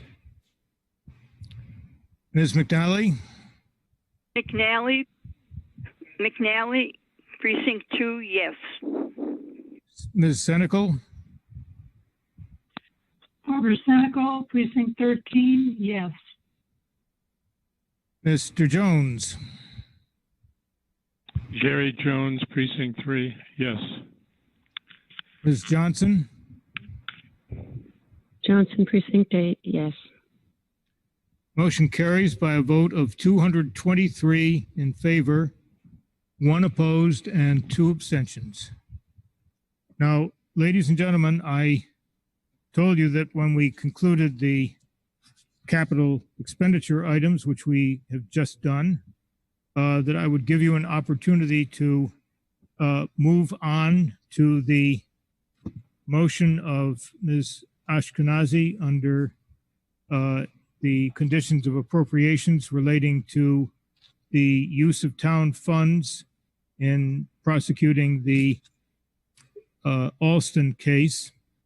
It is currently 10:12, and I would like to hazard a guess that we will not get through this debate in much less than an hour, but just in order to comply with the conditions that I set up for myself, we'll have a motion as to whether to continue the budget debate. Actually, what we'll do is have a motion to adjourn, and if that fails, we'll continue with the budget debate. So we'll kill two birds with one stone here. So I call for a motion to adjourn the town meeting until 7 o'clock tomorrow evening.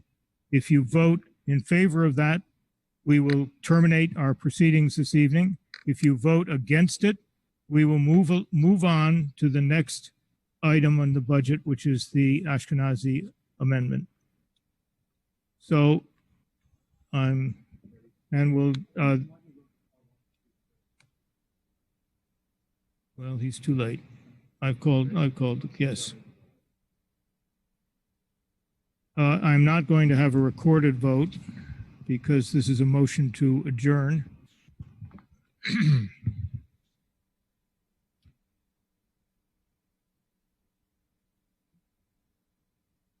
But it will be a counted vote.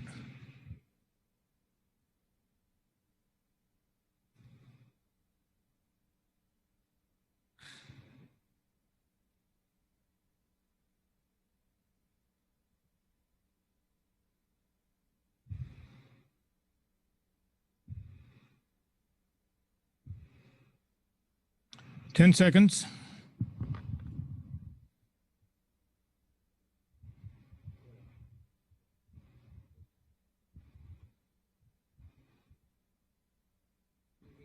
Yes, 29 no, 8 abstentions. Ms. McNally, McNally, precinct 2, yes. Ms. Senical, Arbor Senecal, precinct 13, yes. Mr. Jones, Gary Jones, Precinct 3, yes. Ms. Johnson. Johnson, Precinct 8, yes. Motion to adjourn carries by a vote of 190 in favor, 29 opposed, and 8 abstentions. Town meeting is hereby adjourned until 7 o'clock tomorrow evening. Thank you, ladies and gentlemen.